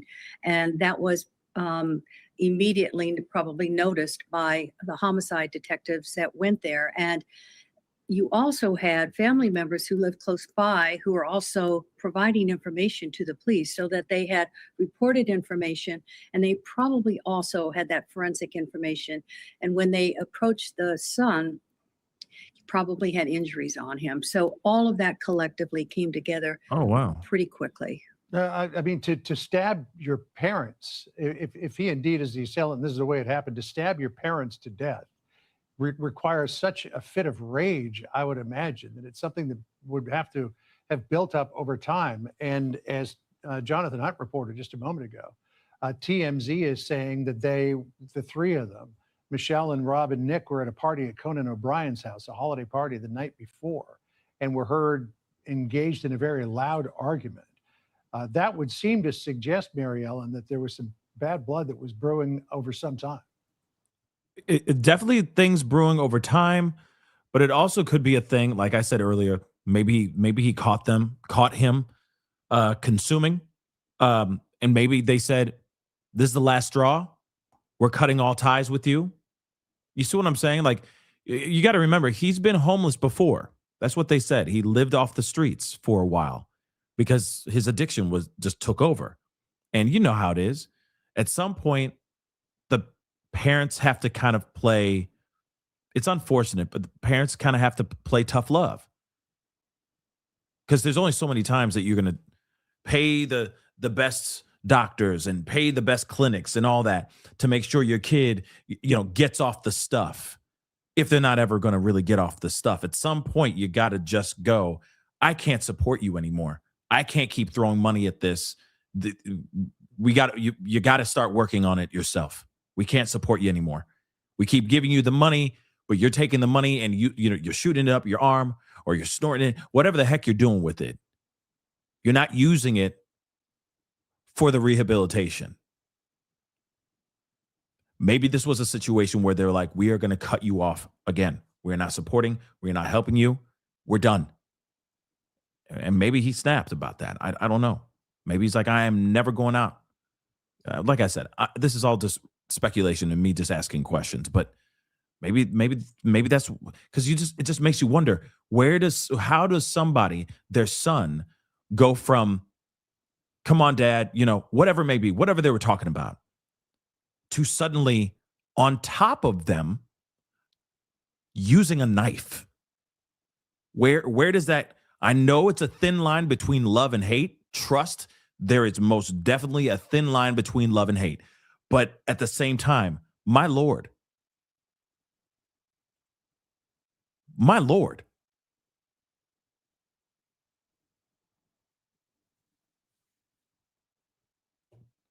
you know what I mean?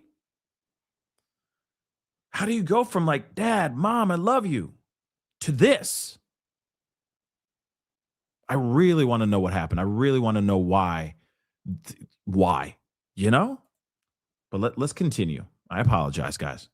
I just got questions, y'all. This is just nuts. I think you're right. And that's probably going to come out in the next couple of days. This doesn't just start the day before yesterday. So there was ongoing issues between them. And when I've seen cases like this in the past, oftentimes the family underestimates the potential of their loved one in terms of what they could do to them. But I think we're going to see the patterns begin to come to the surface over time, because that is a lot of anger. That's a lot of rage. It doesn't just start on the night of the attack. Yeah, I mean, who knows how long it's been going on. I also want to ask you quickly, Mary Ellen, about this attack that was foiled.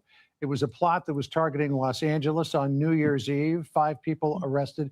Apparently, there was another person who was arrested in New Orleans in an associated plot. This is what Bill Asaley, the U.S. attorney, said. The defendants are all radical anti-government members of the Turtle Island Liberation Front, which, according to their own social media, is an anti-capitalist, anti-government movement that calls for their associates to rise up and fight back against capitalism. One of the leaders of the organization... Yeah, that's another thing that just happened, which is insane. I might circle back to that here in a second. Sorry, I was just writing something down so I don't forget it. But that's also interesting that this whole thing, there was a whole New Year's Eve booming that has been foiled by the FBI. That's also some very interesting stuff. We may talk about that in a little bit. But again, this is all that we know right now. Obviously, a lot of people are still trying to find out more information revolving around what happened to Rob Reiner and his wife, Michelle Reiner. What actually happened here? Why did the son do what he did? And I think that's one thing we're all going to be scratching our heads trying to figure out as well. And it's just this whole thing is just crazy. All right. But there are a couple other things I do want to talk to you guys about. Because of course, there's still a lot of things still developing right now. One thing is for sure, I haven't gotten a chance to talk to you guys about what happened or the Brown University tragedy. One thing is for sure, people have lost their lives. Multiple people were injured. It's a very wild case. And what's even more insane about this case is that they do not have a suspect. At first, they detained somebody, a person of interest. And just earlier today, if I'm correct, they announced out of nowhere that they released that person of interest, that this is not the guy that they thought that they had was not the guy. And now they're still out here going, hey guys, can you help us? Because we don't know where this guy is. This is crazy. Let's take a look at this. All right, Fox News alert here. We've got brand new video of the suspect in the Brown shooting. This is new video of the person of interest. Top left of your screen, you can see walking there across the drive. This just in as we are waiting more information on what went down there and who's responsible. Let's bring in former FBI Special Agent Nicole Parker. She joins us now by phone. Nicole, we're just getting a first look at that video as we also are watching live FBI agents combing through the grass covered with snow live out of Providence, Rhode Island. Almost appears like they're in a line specifically looking for a piece of evidence. Can you talk over these live pictures for us and tell us what we're watching? Yeah, Sandra, I mean, it's been a very difficult investigation, obviously. The ideal situation is that someone is in custody as soon as possible, but we know that the person of interest was released and had been previously detained.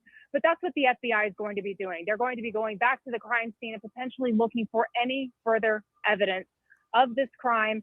And the inclement weather, snow, is not a friend to the FBI. Obviously, it makes conditions very difficult to investigate, but that will not stop them or hinder them in continuing on with this investigation. Obviously, methodically, they have been told, and there is a reason that they are there. There is a reason that they are doing this action in motion and looking in the snow potentially for evidence of the crime. That he either dropped something as he was running on the way out the building or threw something. We've seen this many, many times in other investigations where you get a line of law enforcement officers as they go through a field or across a lawn or whatever looking for evidence. But in that first video that we saw, Nicole, and the second video that we just got where you can see the person of interest there, the main suspect, walking past the camera, it's very nonchalant. I mean, when we saw the alleged perpetrator in the Charlie Kirk assassination leaving the scene, he was in full flight, jumping down off of that roof and running across the quad. But this person just seems to be out for a stroll. Dude is strolling. Okay, he's strolling up in this big. Okay, he chilling. Because of course he's not going to run. Think about that. If he's running, he's going to look even more suspicious. But if he's just casually walking down the street, people are just going, okay, just another civilian doing his thing, walking to the supermarket, grabbing some eggs and milk. You see what I'm saying? So again, it's pretty interesting that he just strolls and he's still out on the lam, y'all. They don't know where this guy is. Is it faulty police work? Or is he really, or is this particular person really that slick? I think that it's uncommon to be nonchalant. I worked a Parkland school shooting, and the shooter actually left the school with the rest of the students as if he was the victim of the crime. He ended up kind of meandering his way to the Walmart, to the Subway, to the McDonald's, just as if nothing even happened. Cool as can be. And so that's, cool as a cucumber. You know, an indication in this case that this person, they wanted to get out. They knew that there likely was video surveillance, and they didn't want to draw any attention to what had just occurred. But this is a difficult case because of the lack of the camera systems within the building at Brown University. They've been very transparent about it. Their camera system and technology in that older building was not up to standard of what you would expect. And therefore, it's making it more difficult for law enforcement. But rest assured, with time, this individual will be brought into custody. And again, it goes back to old-fashioned police work and gathering evidence, reconstructing crime scenes, and the tips. The tips are so important. We saw it with Charlie Kirk. We've seen it with other investigations. I still believe that human intelligence is the most powerful intelligence. There is someone out there who knows this shooter, and they need to report this information to law enforcement. I agree 110%. Obviously, the people that are going to take this guy down are the people that actually know or have some sort of inkling. Kind of like the same situation with what happened with Charlie Kirk. Like they used his the assailant as a cross reference to this whole situation. He was bolting, right? But he still was out there on the loose, nowhere to be found. But they put out some information. They put out some feelers, and they were able to bring in Tyler Robinson through his family, through family members. So again, somebody may know something out here. Now, I'm not sitting here saying that what we've heard about Tyler Robinson turning himself in, whether or not that's 110% the truth or not, I have some questions about that. I'm still side-eyeing that information, and the jury is still out on that situation. But one thing is for sure, without police putting that stuff out there for the world to see, they would not have gotten Tyler Robinson to turn himself in. They'd still be scratching their heads trying to figure things out.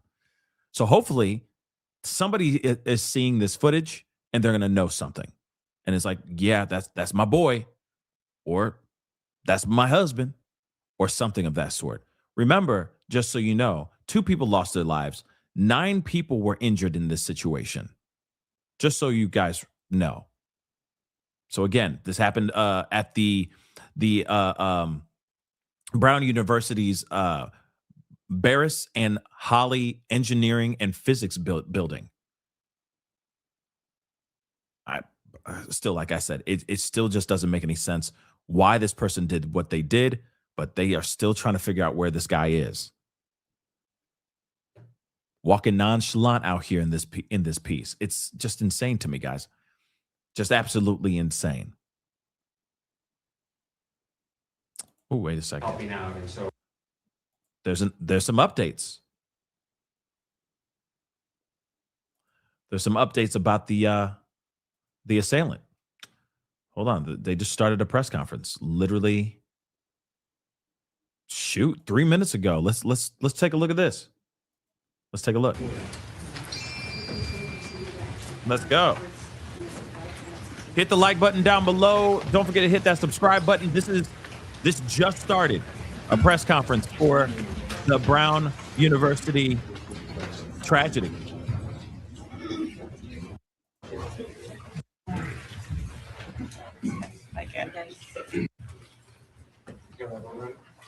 everybody, again, I'm Providence Mayor Brett Smiley. In a few moments, we will hear from Rhode Island Governor Dan McKee, Providence Police Chief Colonel Oscar Perez, and then Ted Dock, Special Agent in Charge from the FBI.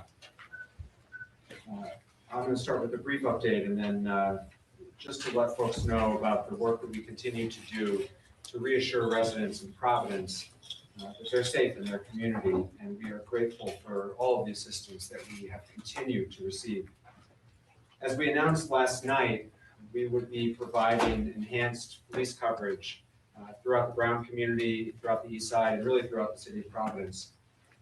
And what residents and neighbors saw today was exactly that. There was specific enhanced coverage in Fox Point, Whalen Square, on Thayer Street, and on Hope Street, which are the commercial districts in the area. And I want to express the city's profound gratitude to the following departments who provided mutual assistance and additional coverage today. First and foremost, the Rhode Island State Police have been excellent partners, and I'm grateful to the governor of making sure that those resources are available to us here in Providence. But we were also assisted today by friends from neighboring communities here in Rhode Island, which is a terrific way in which our colleagues from throughout Rhode Island have been assisting. Today we had extra help from North Kingstown, North Providence, East Providence, Central Falls, and Pawtucket. Many other communities have offered to help, and we expect to take that help in the days to come. But through that mutual assistance of our neighboring communities, we were able to provide that additional coverage. Secondly, we were able to provide coverage to our schools today. We did have school here in Providence. I'm glad we had school today in Providence. We'll have school tomorrow in Providence. This is the last week of the semester, and it's important for kids to be in school. And so we're encouraging parents to do what's right for their family. We understand that there are probably difficult conversations happening at the kitchen table right now, but if you're comfortable, you should send your kid to school. Providence Public Schools are open, and we have police coverage at drop-off and pickup times to provide that extra sense of safety and security for our families. I spent the morning out at our schools too, in the neighborhood to be there for our parents, and they certainly were glad to see an officer helping out. And so, as we've said many times, but it's important to continue to say we're so grateful for the tireless effort of law enforcement, not just to assist with the investigation, but to help all of us feel safe in our home. Hold on really quick, just so you guys know, coming up next here, I am going to be talking about the Candace Owens, Erica Kirk stuff here in a second, just to give you guys a heads up. So stick around. We're just listening to this. I'm sure it's going to be brief, what they're going to give us updates about. And then we're going to be venturing into the Candace Owens, Erica Kirk situation. All right, let's go. At this time, I'm going to turn the mic over to our governor, Governor Dan McKee. Thanks, Mayor. And just like all of us, we want to see the individual that pulled the trigger on these young kids identified, apprehended, and brought to justice. I can tell you from the state level, we're continuing to coordinate our state police and instructed the colonel to make sure that all the resources that are available are being employed through the direction of the mayor, but that partnership is incredibly important. I also know that the schools are not only being impacted on the higher education in Providence and also K through 12, but I also have heard and have been in contact with our Commissioner of Higher Education, Shannon Gilkey, along with our Commissioner of K through 12, Angelica Ponte Green, to make sure that we are reassessing all safety issues in all our schools in the state of Rhode Island, and more to come on that. The issues that have to do with mental health, coordinating around the state through our higher ed and through our K through 12. I've assigned Director Leclerc to make sure that they're coordinating all of the social services, all the mental health help that's out there, so that we can kind of also deliver that on a statewide basis.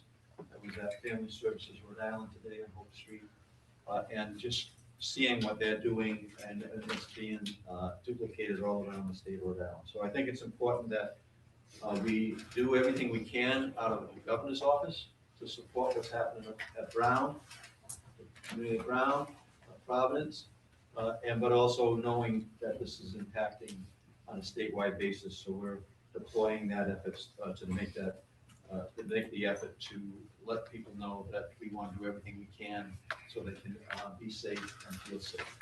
And then finally, we want to make sure that all Rhode Islanders know that everything that is physically possible is being done, and partnering in with our federal, the FBI, our state law enforcement, and also the local law enforcement to bring an individual and identify and bring that person to justice. We also have been involved in communicating with the League of Cities and Towns today. Randy Rossi, they've sent out a message to deploy their vehicles, their police vehicles, at the beginning of school day, at the end of the school day, all around the state of Rhode Island to, again, show that we're serious about having people and the families feel safe, and that everything that's being done to make sure that happens on a statewide basis, because this has become a statewide issue that is being impacted families and people throughout the state of Rhode Island. Yeah. Now we're from Colonel Oscar Price. They got nothing, y'all.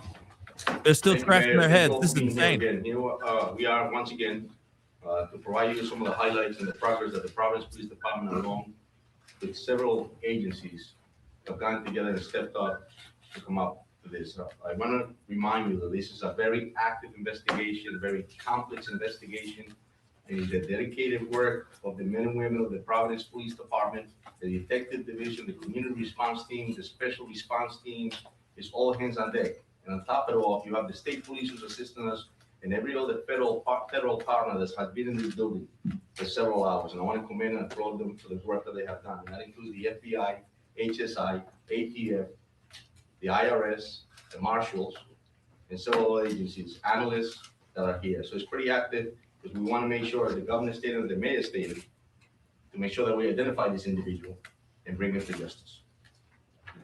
Our work that initiated today and continues to initiate for a while since it started. We're at the 49th hour, and there's no one that wants to put this individual in handcuffs than us. So this has brought us to a new lead, which I momentarily probably will be able to provide you with. It's going to include video of this individual, as well as photos of this individual. We're asking the public for assistance to be able to identify this individual. The photos I will be able to show you are coming from the area of Hope Street near Benevolent and Manning. And those photos and those videos were retrieved around 2 p.m. on Saturday the 13th.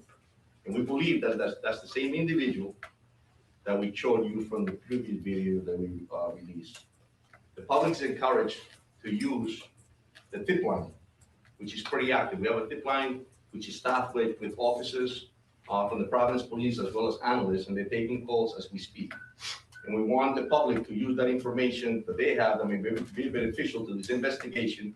They need to call 401-272-3121 +0. I was going to direct you in order to provide the tips that you're providing to us. As well, you can access the FBI website at fbi.gov/Brown University shooting.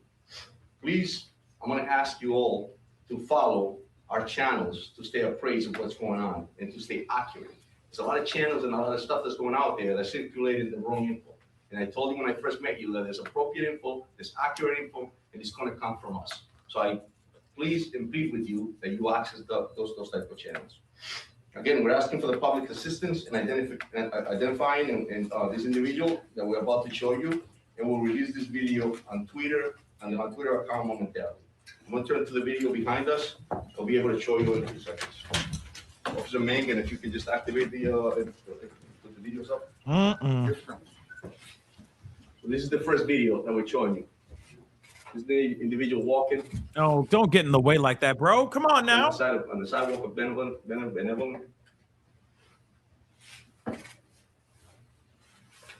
And this is prior to the incident. Here we go again with the video too, Mike. Again, you see him walking.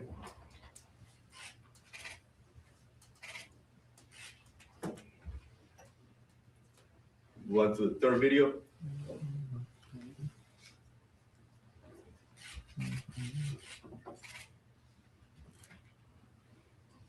You better not break wind. You better not cut the cheese. You want to? This is some photos of this individual.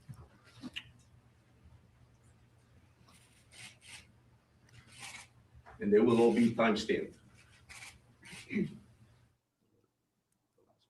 Okay, thank you. It looks like a Caucasian male. Thank you. So we'll be providing this as well, and I ask you all to please. Oh, play it again. This as well, and I ask you all to please. Come on. Anybody in the public that has any info about this individual, we ask that you call our tip line, and we'll also have the numbers in the website listed. Okay. Thank you, Colonel.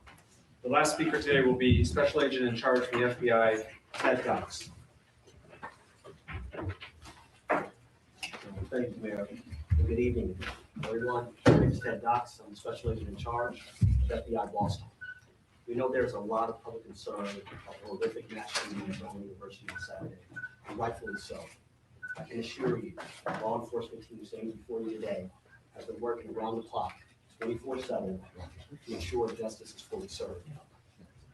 While we mourn the devastating loss of the victims and those who are critically injured, the FBI and its partners are dedicated to honoring their memory through a meticulous investigation. Tonight, as Colonel Perez stated, we are renewing our call for the public's assistance in seeking any and all information about the shooter. No amount of information is too small or irrelevant. We are also here to announce that the FBI is now offering a reward of $50,000 for information that could lead to the identification, the arrest, and the conviction of the individual responsible, who we believe to be armed and dangerous. We're asking everyone in Rhode Island and beyond to review the new images of the suspect, share them on social media, and come forward if you have any information. You can contact the FBI at 1-800-CALL-FBI, or the tips provided by the police department at 401-272-3121. Or you can also provide tips electronically and submit it to tips.fbi.gov. We're also doubling down on our efforts to obtain images and video of the shooter. Those can be submitted online at fbi.gov/Brown University shooting. Our agents and analysts are fully embedded with our law enforcement partners, including Providence and Rhode Island State Police. We are tracking down leads, canvassing neighborhoods, and developing intelligence. And right now, our evidence response teams remain on campus processing the scene. And folks from our lab from Quantico are documenting the trajectories of the bullets to reconstruct the scene. It's painstaking work, and we are asking the public to be patient as we continue to run down every lead so we can get victims, survivors, and their families, and all of you the answers you deserve. Thank you. Mayor, can you tell Chief Oscar to say a statement in Spanish, please, for the Spanish media? Yes. Gracias. Sí, verdaderamente estamos acá esta noche para demostrarles los highlights del progreso que hemos hecho en el departamento y quiero identificar que es una colaboración del Departamento de la Policía de Providence El personal de este departamento también incluye la Policía del Estado, obviamente los federales, partners de nosotros, como el FBI, el HSI, el ATF, el IRS y también el la oficina del Marshals también están incluidos. Acabamos de mostrar 3 videos los cuales depictan lo que es esta persona que estamos buscando y le pedimos al público que realmente si ven esta imagen y lo conocen a la persona, que llamen a algunos que le acabamos de dar y te lo puedo dar cuando terminemos acá para que ellos nos den esa información y así nosotros tener la posibilidad de identificar a esta persona y traerlo a la justicia. Mr. Attorney General, with these new images that are being Dan, go ahead. released. Hi, Mayor Dan Janey from NBC 10. I just want to ask a question. These videos and images were actually very good that you just showed. They were from the day before, and I'm just wondering, why didn't we release these a little bit earlier? Did you just get them today? And can you explain, because that's going to be a question from you. Of course, and that's a great question, Dan, and I'll tell you that it takes time. I've mentioned it before that investigations are very complex. And when you're doing canvassing areas, when you're developing evidence, sometimes you get directed to another direction, and then that's what makes you go back to certain areas and continue to investigate. Here we are at the 49th hour, but I got to commend the dedication and professionalism of all of us that I mentioned earlier, because it's that passion to bring someone to justice that led us to get this info that we got today to be able to provide to you. Mr. Attorney General, Colonel, you still leading the investigation? One second, sorry. With these images and videos, are you all going to distribute them so the media can distribute them? And then you are. And then, Yes. Mr. Attorney General, yesterday you made it clear we didn't have an image of this person's face. Now these images show we do have this person's face. Is this going to be key in solving this case, which you seem very dedicated in doing? Yeah, look, I think as I've said multiple times today, that these investigations are like threads that you pull on a garment, and some of them you pull and the garment doesn't open up, and other ones you pull and the garment comes undone. I think when you go out and get a better image of the person's face, that can only help the public, help us identify this person and confirm that they're the right person when that time comes. The prosecutors today have been working with the law enforcement agents and police officers to advance this investigation, and I would describe today's work as making steady progress to identifying the person that we saw in the video that was released yesterday. And the sooner we can identify that person, the sooner we can, I think, blow this case open. But that's work that has to happen in the next 24 to 36 hours. Mayor, it's led you to believe that there was no further threat to the community today. You mentioned yesterday that there was no additional evidence. Can you just expand upon that to? It's the same. It's the same as yesterday, which is ever since 4:05 on Saturday, which was when the first call came into ground. There's been no new, credible, specific threat anywhere in the Providence community. With respect to Mayor, there was no threats made prior to the shooting. So how can people feel safe with that information? The way in which we are trying to reassure our residents is through a noted, visible police presence throughout the community. It is going to be hard for my city to feel safe going forward. This has shaken us. That will be true tomorrow. I suspect that'll be true the day after the general convicts someone. This is a process to restore a sense of safety. But we're going to take those step at a time. And the first step in what we're trying to provide today, and which we did well with the assistance of our neighbors, and we're grateful for it, is a noted, visible police presence to provide some confidence for families that are taking their kids to school, people who have to get to work a shift. I spent lunchtime today walking down Thayer Street. And for our guests, Thayer Street is the commercial district right adjacent to campus. And I talked to one of the women at Antonio's, which some of you know is a pizza by the slice joint. And she said, I didn't want to come to work today, but I needed to work. I needed to take a shift. And that's a very real thing happening in our community right now. But she noticed, she appreciated the fact that there were patrolmen walking up and down Thayer Street. It made her feel a little bit better. And when she comes to work tomorrow, I hope she feels a little bit better after that. That's where we are right now in terms of restoring a sense of safety to the community. And that's what we're gonna continue to try to do. This night, No, go ahead. Mayor, two questions. To that point, a lot of people scared right now, a lot of people confused right now in the city. Crazy. You speak to them directly, summarizing what you just said or any other thoughts from the heart. Your take right now is Providence safe. Yeah.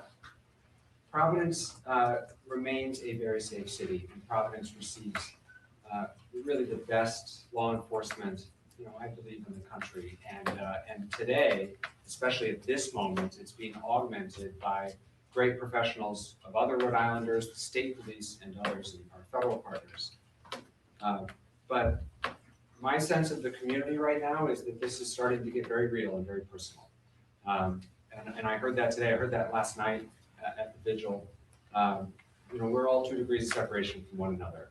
And now people are starting to share stories with one another of, oh, my neighbor was nearby, and oh, my friend's kid was supposed to go to that review session but didn't. I'm starting to hear that stories, and I think all the Rhode Islanders in the room are starting to hear those stories. I heard that story again today.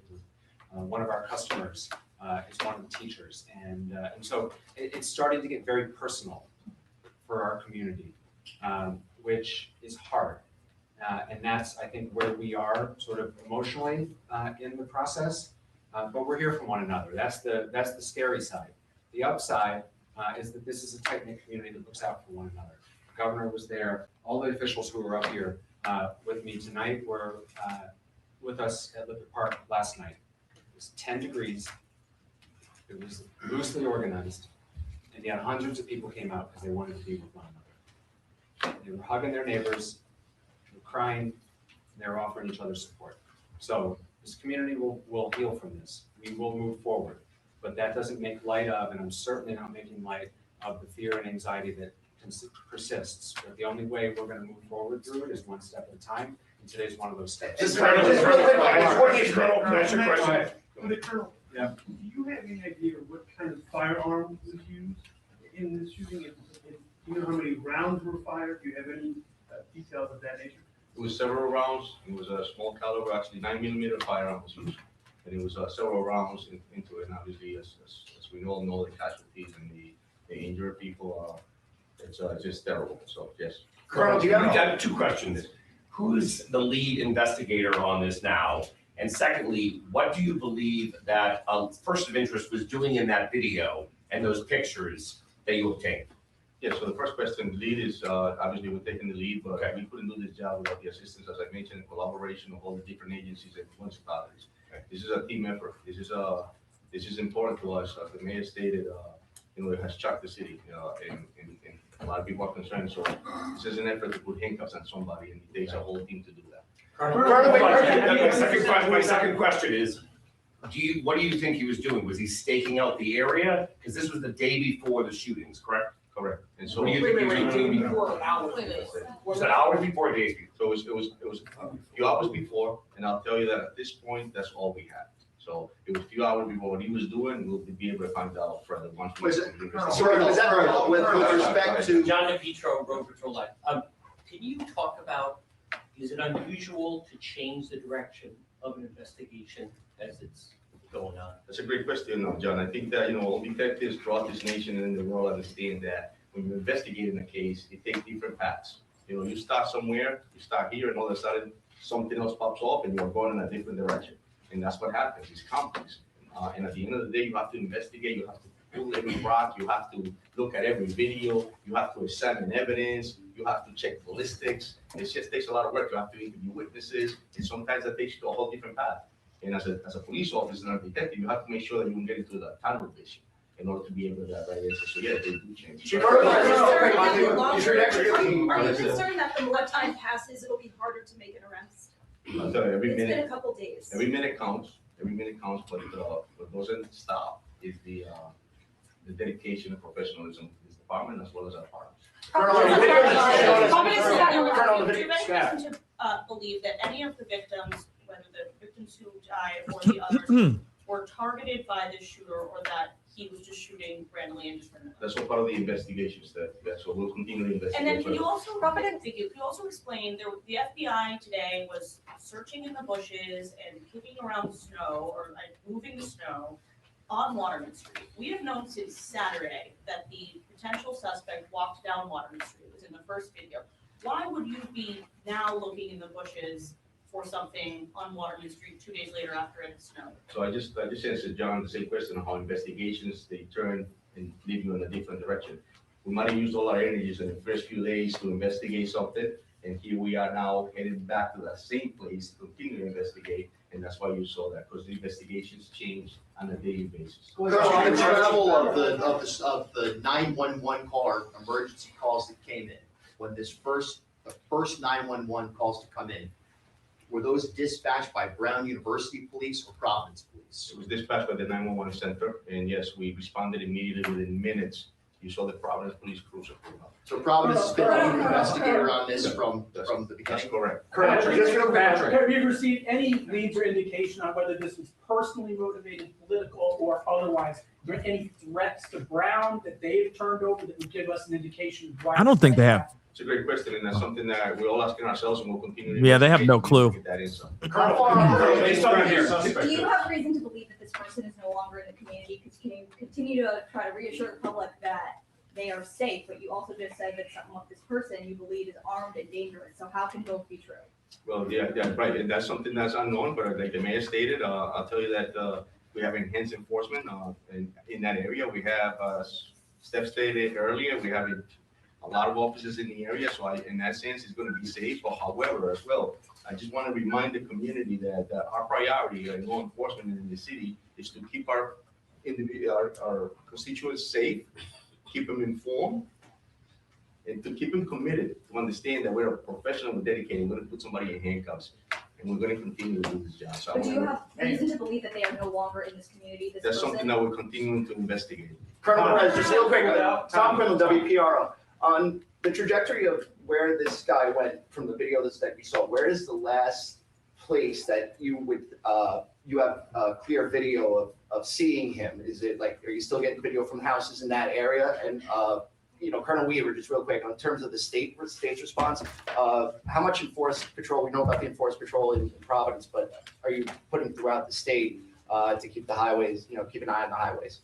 This video is terrible.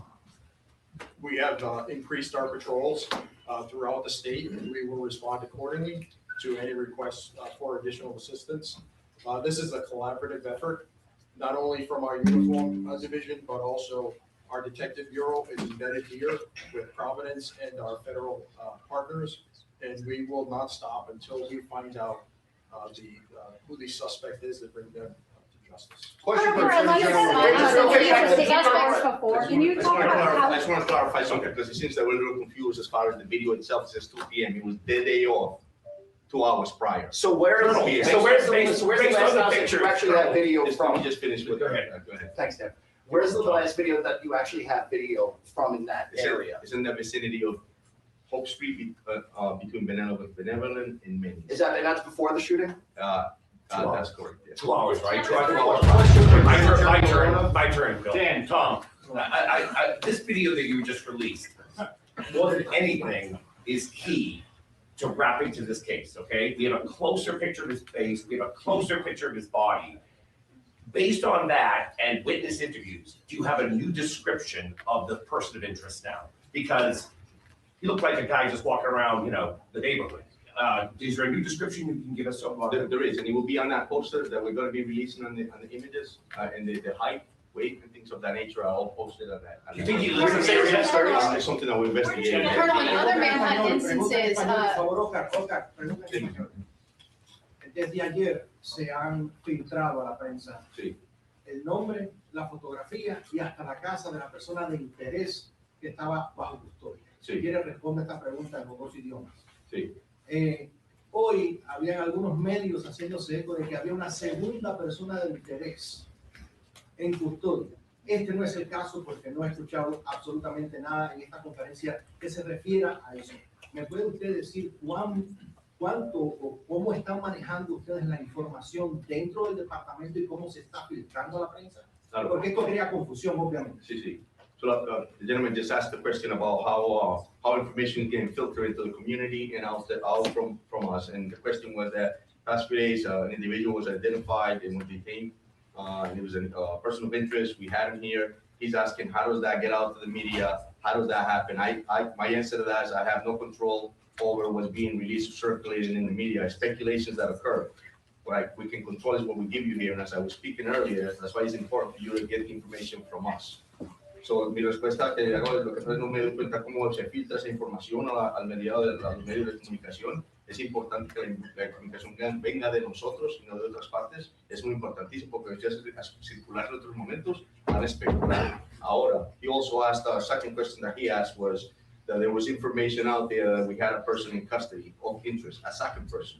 And that's not true, that's incorrect, and I don't know how that circulated the speculation. So my answer to him is that, no, eso es mentira, hasta el momento no tenemos otra persona en custodia, luego tenemos que estábamos de informar. And building on that, Attorney General Go LaRoe. ahead, Chris. There appeared to be an issue with 311 services during Saturday's incident. A lot of neighbors couldn't get notification. Issues were going on there, and has that since been resolved?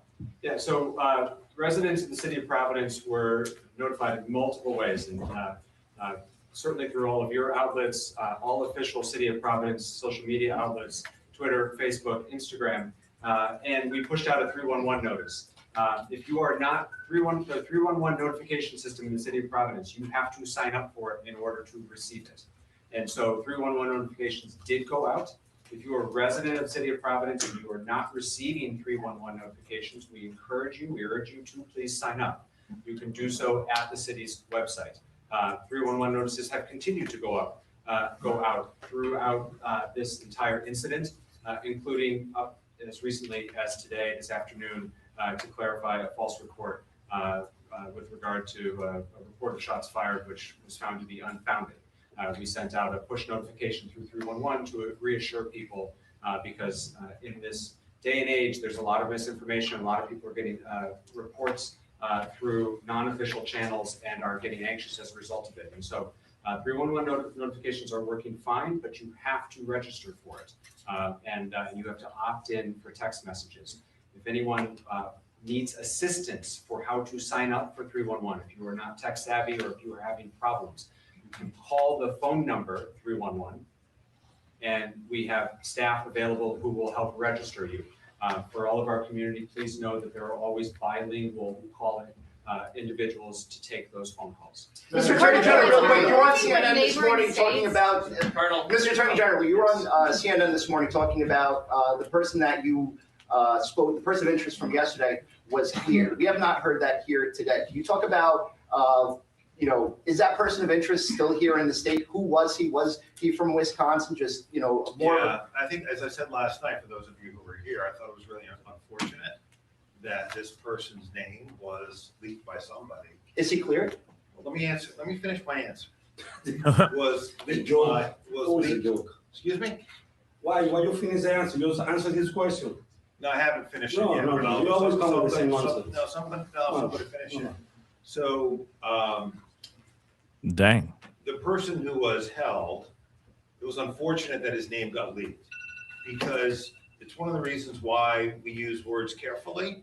And detaining someone because they're a person of interest is different from having a person in custody that you're gathering evidence to charge. I mean, that's a place in an investigation that eventually you get to. But we weren't there with this individual, so it's hard to put that name, back in the bottle. He has been cleared. He is not a person of interest any longer. The investigation is now focused in another direction. But I want to clarify something the chief said. That doesn't mean that while part of the team was focused on him, other leads weren't being followed up on. What's critical here is that we reconstruct, and the police know this, our prosecutors are working with them. It's critical that we reconstruct this man's movements, both before and afterwards. And my hope is that we will eventually have that pattern. But when you ask Steph, why are they looking in particular areas, where he was and what his movements are developing as we obtain additional evidence. So that can't explain why people are looking somewhere today as opposed to 2 days ago. We're learning more about his movements as we gather additional video evidence.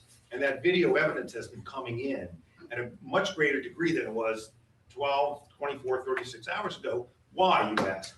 Some people were away for the weekend. Some of these places were businesses. So what the team is doing, there are a bunch of teams doing different things, exploiting electronic evidence, exploiting physical evidence, meaning forensic evidence from the crime scene, canvassing the neighborhoods. And those are the threads that when you pull them, will open this case up. And that has been true over the course of my career, and I'm confident it'll be true again here. General, to that note, General. Yeah, go ahead, Nolan, I'll get out of the way. I appreciate it. And this kind of follows up on what Colonel Perez said about to the general public to use official Providence Police channels, be it YouTube or whatever. Are we doing a good job here? Is the media doing a good job in the ultimate goal right now of trying to locate this person? Yeah, look, I think part of what's important about these briefings, I give the mayor great credit for doing them, is to help push out information in a case like this to the press and the public to help us solve this crime. That's potentially what will take. Mr. Mayor, I want to go back to Brown University, okay? There's been a lot of questions I've heard from a lot of parents today, and it goes back to the question about the alarm and that was installed in 2007. That in an active shooter location, it sends off a notice and tells people what to do. That never went off. I'm wondering, what is Brown's answer? And perhaps even just as important, why isn't Brown here today? As for the decision to activate the Brown alarm, that's a question for Brown. I believe it was asked of the chief of the Brown Police Department the other day. You didn't answer it. You'd have to follow up with that. Okay. This is not a decision that the city of Providence or any of the other law enforcement partners that you see behind me can trigger that alarm. I don't know the answer to that. We continue to work very closely with Brown, and it is no lack of support or there's nothing to read into the fact that they're not here today. Do you have any concerns about how Brown? We felt like there was meaningful updates to make with respect to the investigation, the video and photos that we shared today. Brown is not a part of those updates, and so we have all of the relevant agencies who are working on this and where we are in this investigation today, and that's why who you see here is here. Do you have any concerns about why Brown didn't have those sirens go off? Have you had those conversations with them? Again, Brown has to answer that question, but it is clear that, and the Colonel mentioned this, and we've talked about it a couple times over the last 2 days, the police response to the initial call was swift, timely. We don't believe there was any, it could not have happened any faster than it did. And so I can't speak to, honestly, don't know a lot about their alarm system. And you'd have to ask them about it. But in terms of our response, it was nearly immediately. There's a lot of presence in that area, and Brown PD responded very quickly. We can't ask Brown if they don't show up. Well, you have their contact information, and I would encourage you to please straight back. Mayor, can I sorry. Now, do you have any update on the victims who are still hospitalized? Have you spoken with any of them or their families?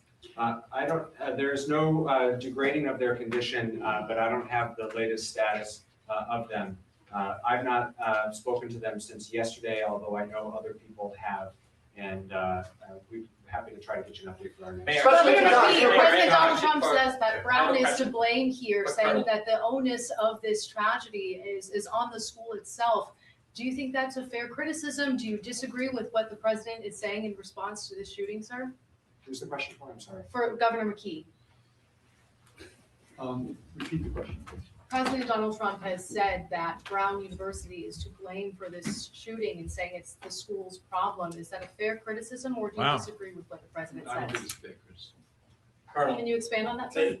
Why not? Because Brown University is not collaborating with you guys. You're lying to the press over here. They have facial recognition. We know that because they follow the student, they follow everybody in the neighborhood. Facial recognition. They need to release that data to everybody know who the guy in the video. We got the video Saturday. Why you guys release the video today? Listen, Colonel, I have just a question. John, please, just for a second. Dang. A couple things. First of all, Brown University and Brown Public Safety, Brown Police Department has been a close collaborator throughout this process. That's not true. I do not accept that criticism. Oh, come on. We know that. Secondly, everyone you see behind Who is us, this guy? we've all been working for now 49 hours. We're tired. We're serious about the task at hand. I know all of you have been working very hard, and I suspect all of you are just as tired. The press has been a great partner in pushing out relevant, factual, timely information, and we are grateful for that. This crowd has grown a little bit over for the last 48 hours. And I know that people are weary, and so I'm asking, please, for a little bit of patience and grace, and we have been fully transparent. We continue to answer your questions. We will continue to do so. But the best way to inform the public and to ask for their help is for these opportunities to not degrade into baseless accusations, and we will point them out when we hear them. Question for the Colonel. Colonel, we learned, you revealed that the shooter used a 9mm. Now, there's a report the shooter yelled something right before the shot came in. Could you tell us what that was? Yeah, it's a part of the investigation, John. Okay. Now, the only reason I asked that, though, is, for instance, like with the Unabomber, his brother recognized the writing. So it's possible a friend or family member might recognize if the person said something that was significant. So Correct. that's why you don't, other than the 9mm, is there anything else inside that auditorium that you can tell us? No, that's correct. Listen, like I said earlier, investigations will bring us to evidence that we need to collect in order to be able to prosecute. But he did yell something. With that being said, we're going to continue to collect evidence, and if it leads us to something to that nature that's going to be extremely helpful for us to identify somebody, we'll be the first ones to put it up. Alex. With how much time has elapsed at this point, do you have any evidence that indicates that this person is getting help, or are they a lone wolf in this situation? Yeah, so we'll continue to, those are great questions, Alex, and I think that's something for us to continue to investigate. This is active and it's complex, and so that, we may have an answer to that they by themselves, but that's not something that we have ruled out. And we won't do that. So- Colonel, are you looking for both a living or a potentially deceased person of interest? We don't rule anything out. Like I told you earlier, this is a complex situation, it's fluid, but we'll continue to do our job in order to be able to get those answers. Colonel, follow up on John's question. Did somebody actually yell? You were describing the suspect, the person you inquired, is someone in his 30s, another they say 20s. From what you've seen, the picture that you've seen, can you now, FBI profiling that's been done, give us a better age and whether or not he has any connection at this point, 49 hours later, to that classroom, that lecture hall, and to the Brown University campus? Can you say that lecture hall was targeted? Because we saw the video of him going around the neighborhood that you just showed us, but he didn't go anywhere else into that campus. So can you say that that classroom was targeted? I'll tell you that what I can tell you is that this individual definitely targeted Brown University. It's clear that we're here speaking about that. And I can also tell you that obviously it's something that we're looking into as far as if there's anything else that he was targeting, but it's all open. Was there another question to that, Bob? I asked you about the approximate age, because this is the first time we're seeing his face. And just like with the marathon bombers, when the authorities finally put those pictures out, within hours, those people came up. So now that for the first time the nation is seeing this image, frontal image of this suspect, what are you able to, and the sack from Boston especially, what are you able to now determine? And we have that, and they have been extremely helpful, and we're going to be able to provide that to you so that you can put it on your own website. But you have that right now. That's actually right now. Dan's got the last question, and then we're going to wrap it up. All right, I want to ask two questions if I could there. To follow up on John's question, did the suspect yell, like has been reported, and there's been some erroneous reporting, but did he yell when he came to the classroom? And how valuable have witness statements been from those who survived? Listen, my heart goes out to the victims, it goes out to the families, and I'll tell you that their cooperation has been extremely helpful. And that, with that being said, we'll continue, and I'm going to respect the fact that, and I hope that they get better, and my heart and soul goes out to them. So did he yell though? Did he say something? That's something that we're investigating. We took statements. Is there any audio from the scene? So any cell phones? There are a lot of cell phones. A few questions for somebody. We're gonna wrap it up here. For your planning purposes, we will continue to brief in this location until we say otherwise. Can we just do a check turn? We also, unless there's a significant update, we don't expect to brief further today and expect to do this again tomorrow. Obviously, it's subject to change. Please make sure you're on the press list. If you're not, you can see Josh. That's how a notice will be made. But for your planning purposes, that's our expectation. Thank you all very much. Crazy, y'all. Crazy stuff going on. you know, what's really interesting about this particular one is, yeah, I mean, you got people coming in, or you got classes going on. Somebody walked in and if I'm correct, opened fire, right? And what's interesting is that they have nothing. They're just scratching their heads. This is the weirdest thing, right? This is a very odd thing. And so I see a bunch of super chats. I'm going to get to them at the end of the show, I promise. And we're going to, you know, I'm going to be wrapping up the show fairly soon here, guys. But I will be back on this evening because there's a lot going on that we need to talk about. And there's things that happened over this weekend that I didn't get a chance to cover with you guys that we need to talk about. And what we're about to talk about is exactly what we may be looking at later on tonight. Okay. But one thing's for sure. The fact that they don't have everything is really terrifying. The fact that they have this footage that is just like absolute trash, in my personal opinion. The footage is this ain't footage. You know what I'm saying? Like, sure it's footage, but like I don't consider this like smoking gun. Like you can really make out who this person is. I mean, this is kind of ridiculous. Take a look at this. This is what they've been sharing so far, like on the internet. And there's no sound to this, but it's just the guy. Like it's just some shadowy figure. And you saw like they did kind of like a close up of a photo of the guy, but he was wearing a mask. He's got a beanie on. It looks like he's not wearing gloves. So you can see his skin tone. So he could be Caucasian. He could be from the Caucasus Mountains. All right. He could be Latino. You never know. He could be Asian. You don't know. You never know. You just got a dude wearing dark clothing, casually walking down the street.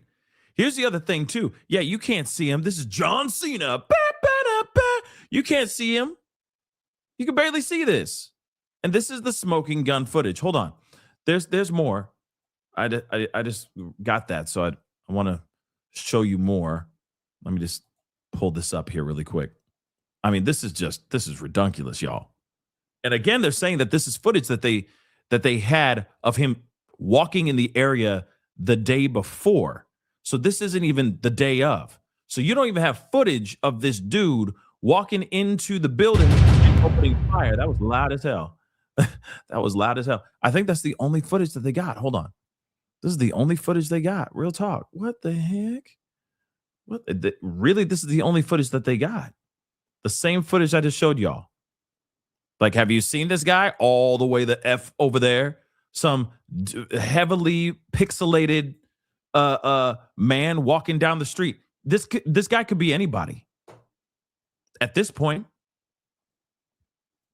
again, you got a person of interest that they had.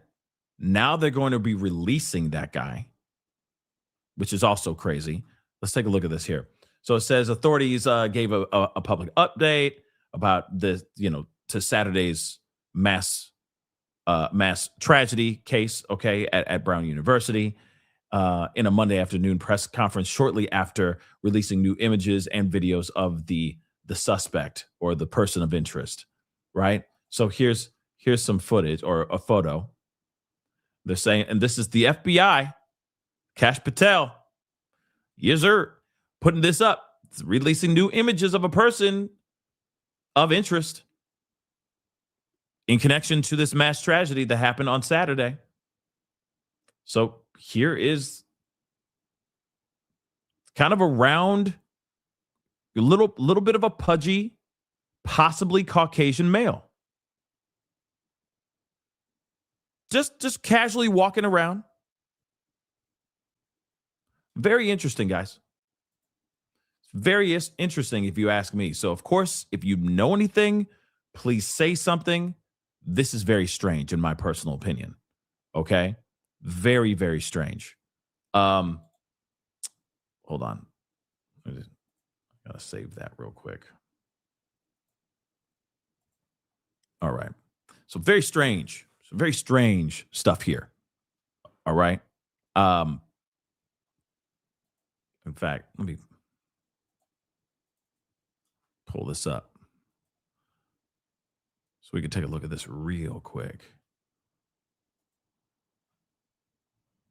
Take a look at this. Zoom in a little bit. Yeah, I mean, this is, kind of like a pudgy dude. He got a bit of a belly on him. Possibly Caucasian.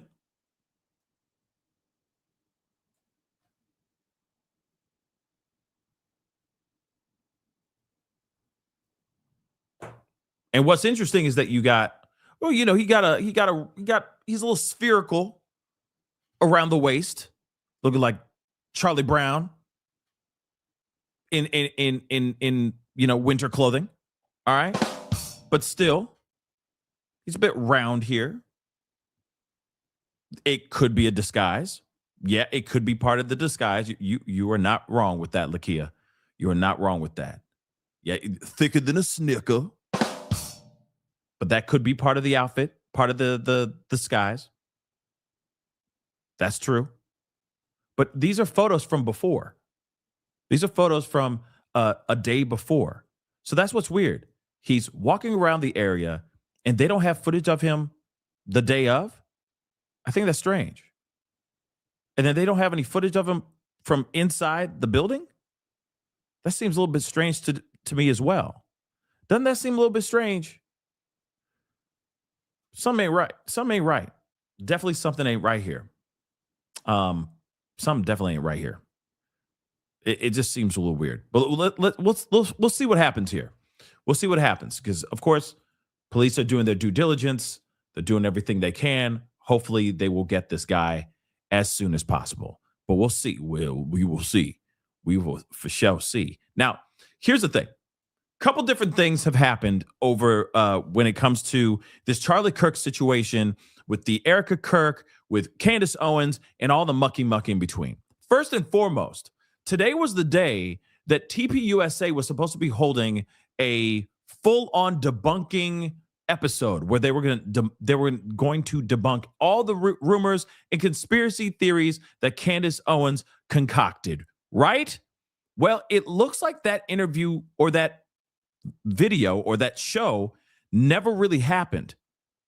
Just so you know, they talked about, if I'm correct, they talked about other things, but they didn't directly talk about any of the things that Candace Owens has been talking about on her podcast. Very interesting in my personal opinion. But we do have some new information that I think is very interesting.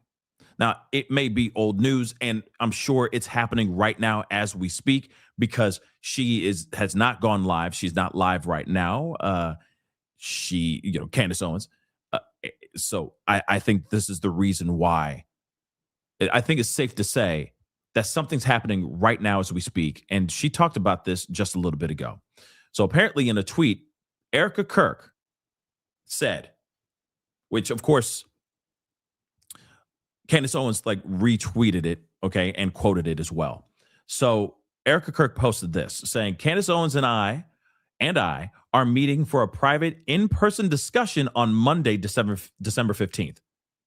So Candace and I have agreed that public discussions, live streams, and tweets are on hold until after this meeting. I look forward to a productive conversation. Thank you. Then Candace Owens retweets and quotes this and says, I'm very much looking forward to this conversation. Praising hand emoji, right? Now, all of us are wanting to know what the F is going on, baby. I'm kind of wondering, is Candace Owens going to go back to her show tonight or tomorrow and walk everything back? Change her mind and say, nope, never mind. Nope. I got nothing. All the theories I had were wrong.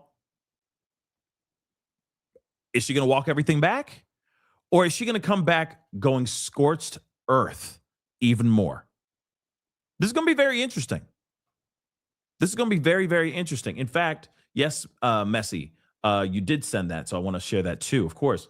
That apparently, people are really keeping an eye on this stuff, which is this is crazy. But Erica Kirk apparently is flying to Nashville, or did fly to Nashville to meet Candace Owens. Remember, Candace Owens was like, I can't leave Nashville right now, buddy. I can't leave. Because if she did, she would have been doing that interview and that conversation, that discussion with TPUSA today. But that's not happening. Erica Kirk went out of her way to fly over to Candace Owens to sit down and have a convo. What kind of convo is this? Clearly, it has everything to do with this Charlie Kirk stuff. Clearly, it has everything to do with her conspiracy theories, etc. So the private jet that flew from Arizona to Provo the day Charlie Kirk was, lost his life, flew to Nashville today. Seems to signal TPUSA is very desperate to put out this PR disaster. Yeah, it's pretty bad. You want to know something else? This is the other thing. I am probably going to later on this evening, or after dinner time type time, I am going to be doing a watch party of Erica Kirk's town hall meeting with Barry. Is it Barry or Barry? But Barry Weiss. It's a very interesting town hall meeting. I will say that. And she is getting ratioed hard, y'all. Oh, it's Barry. Okay, so it's Barry Weiss. All right, she is getting ratioed hard for that interview. And I'm going to ask. There's some moments in there that are bad. Oh, most definitely. There's some moments that are terrible for Erica Kirk. It's a bad look. Some parts, not all of it though, but some parts are pretty bad. Oh yeah, but she's getting ratioed hard. Of course, we need to talk about it. Of course, we need to see it. And of course, I am kind of thankful because obviously, if TPUSA did their live to debunk everything Candace Owens did, talked about with this Charlie Kirk case, that would be another thing that we would have to pull out and watch as well. So I'm really happy that they just kind of delayed that episode, and that gives us a little bit of time to catch up on what's going on. Now, Erica Kirk did a town hall meeting. We're going to look at that for real. Now, here's the other thing too. Erica Kirk is definitely, I feel, at this point, desperate to try to squash all this BS. They're definitely trying to do everything they can to squash this BS. I don't know. You never know. Their meeting might be her showing up and being like, listen, how much you want? Excuse me? Like, wait, you know what I'm saying? How much money you want? Seriously. So I could just get you to shut up. That's how much money you want. Or it's listen, you got everything twisted.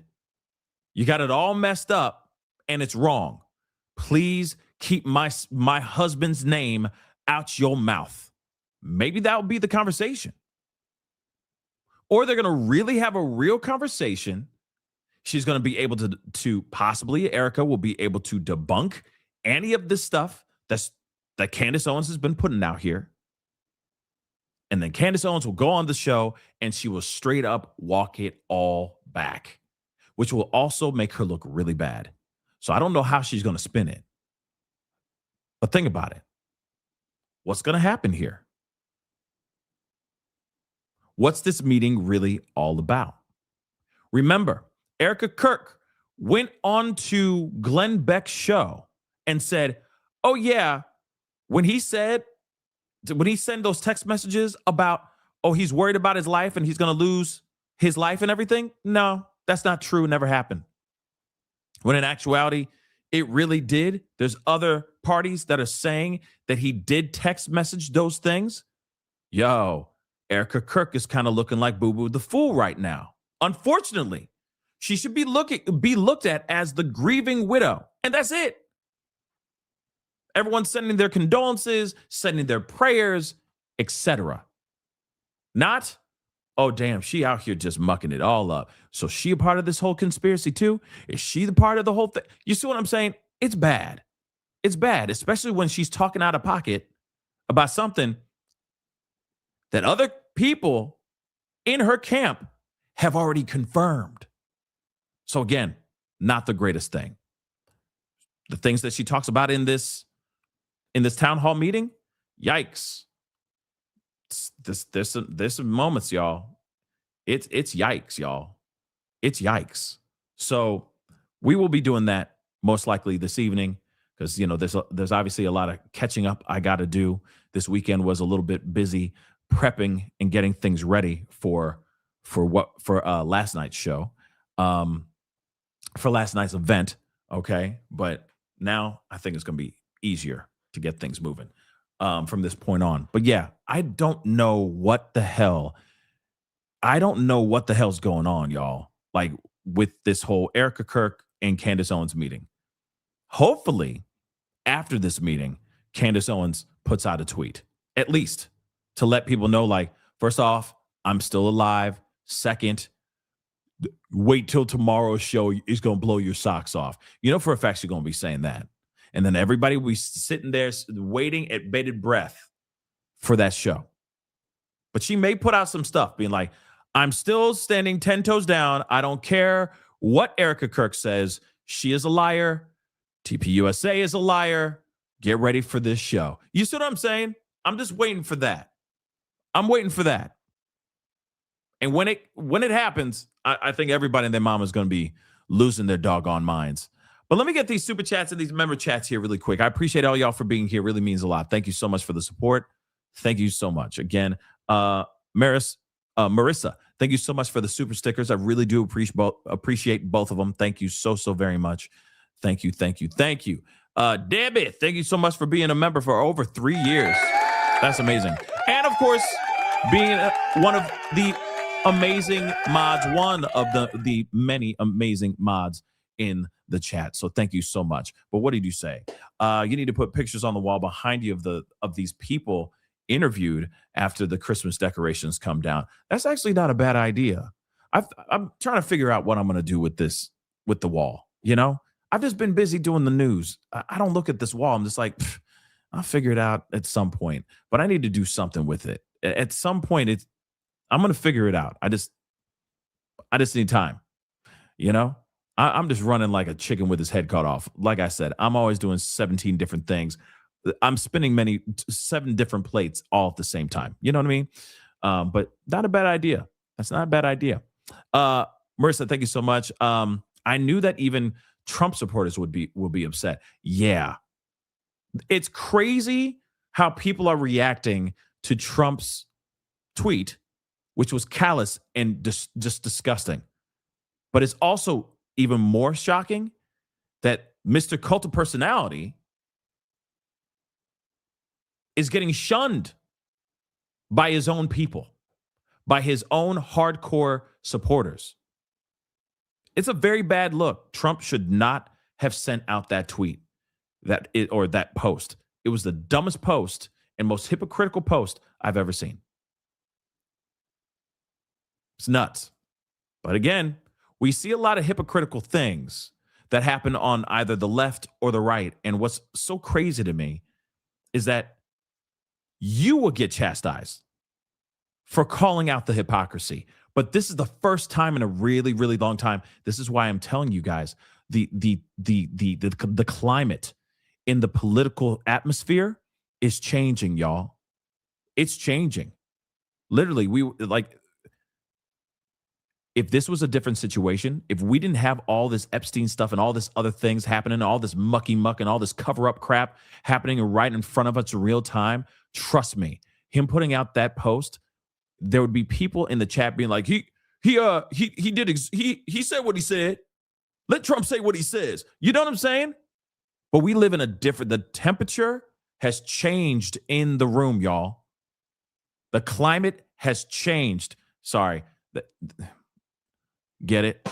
But I'm just saying, the climate in the room has most definitely changed. People are tired of this BS. And the fact that he's doing it over and over and over again, people are starting to call that out. Even his hardcore MAGA base is calling him out, being like, yo, bro, you out of pocket for that, though. Take that down. Trumpy, take that down. Crazy, guys. Times are changing. The times they are changing. Ride, what's up? Thank you so much for the love. Trump says TDS, but Biden always on his tongue. Yeah, you ain't wrong. Ain't that funny? Ain't that funny? It'll be like, oh, Biden, if it wasn't for him, it'd be all that. Biden, Biden, Biden. Sleepy Joe, Sleepy Joe. He's doing all that. And he does that every, you know what I'm saying? I stopped 8 wars, It's crazy. Right again. Thank you so much for the love. America is effing exhausting. We great yet? I'd like to know that too. Yes, we are very, very tired. We are very tired. And right now, it seems to me like 2025 is really trying to make a name for themselves. 2025 is going out hard. You realize we only have a few more weeks and then it's 2026, right? And it feels like they're like, yo, we really, really need to do everything we can to make you remember 2025. So we got to go out with a bang as much as we can. You know what I'm saying? It's an insane ride. It's an insane ride. There we go. Look at that. I got bars today. Nancy, thank you so much for the love. I appreciate it. Exams going on in building. Monster enters and then exits. And no camera footage at all? Your thoughts? That's weird. That's the reason why you have people out here. That's the reason why you have people out here like the media barking back at law enforcement, basically saying, yo, whoa. Miss us with the nonsense. Don't lie to us. Give us if you have footage, why are you putting out all this footage now? Why are you waiting days later? This is all the stuff that should have been out days before. The day of, if you had it. Why wait days later? You see what I'm saying? So yes, it's frustrating, right? And it's weird. No camera footage, nothing. That's sus, y'all. That's sus. Or that's lackadaisical 5-0 due diligence. You see what I'm saying? It's very lazy investigative work on 5-0, on 5-0's part. Something to think about. You looked nice last night. 166 goddess. Thank you so much. I really do appreciate that. Thank you. I appreciate that. You'll be seeing more suits and stuff. I'm gonna be rocking some suits in the near future here too, right here in this room as well. I don't need to be out at an event to be all put in a suit and everything. You'll see guys. You'll see. Today is just a chill day. Yesterday was a long day. So, of course, I still wanted to give you guys the news today and talk to you guys about what's going on. Okay? But one second, y'all.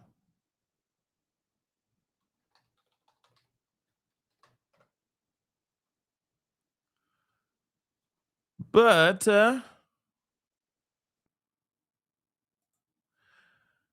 thank you so much for the super chats and all that. I really do appreciate it, guys. I really do. Okay. And damn right, Rose City. Damn right. Okay. The devil works hard, but Pascal works harder. America. Thank you. I approve this message. I don't know why I used that sound effect. That didn't work. But now I need like a very patriotic, like something like that. Drum roll. A little flautist. Now I need that forever. And then maybe like random flowing, majestic American flag behind me. you know, just a random effect. I wish I had that kind of stuff. Like you can just like hit a button and, you know what I'm saying? That'd be kind of fire though. That'd be kind of fire, you know? That's another conversation in itself. You know what I mean? Like the kid with the bandage over his head and he's kind of limping. And he's still playing the flute. You see what I'm saying? Little kid flautist. Just, oh, that'd be fun. That'd be fun. And I'm just sitting there like this. You know? I'm with it all day. One day we'll have technology to be able to do that. We got AI. Shoot. We should be able to do that live. That'd be dope. You know? Like I said, I just want all these bells and whistles that I can have just to keep this show as entertaining as possible. That would be fun. You know? So, all right, guys. Well, that is the show. I appreciate you guys. Really means a lot that you guys stuck around and hung out with me today. Thank you guys so much for hanging out with me yesterday. It was amazing. We had a great time. Yes, there were some moments that were really frustrating, and it is what it is. It's just all part of it. It's all par for the course. You see what I'm saying? But I appreciate you guys spending the time with me. Really means a lot. There's going to be more of those kind of events coming up very, very soon. So be on the lookout for that, for sure. But I am going to get going. I gotta take care of a few things, but then I'll be back this evening because we definitely need to take a look at that town hall. Like I said, it's an interesting one. We're gonna have to have that conversation. But anyway, please do me a favor, hit that like button down below, crush it, do what it do, hit that reaction button if you're watching on these other platforms. If you are watching on these other platforms like Facebook, X/Twitter, Instagram, TikTok, Rumble, Twitch, Kick, make sure you hit that follow button over there, please, and thank you. Subscribe here to my YouTube channel. Right here. Check it out. Subscribe. Go to my second channel, The Pascal Show Clips and Pascal Raw is my third channel. Go and subscribe to those. Hit that notification bell on all these platforms so you know whenever I go live or whenever I upload. Hit that join button down below. Become a member. Support the channel if you can. Check out my Patreon, which is in the ticker right there. Check out pascalmerch.com. All right, guys. We'll be talking here soon. Much love to you guys. Have a great, safe rest of your evening. But I'll see you guys tonight. We are watching that. We are definitely watching that town hall meeting for sure. Unless some breaking news happens. Just so you know. So be on the lookout for it, okay? Anyway, it is time to get going. Much love to you guys. Talk to you guys soon. Be good to yourselves. Be good to one another. This is The Pascal Show. Bye.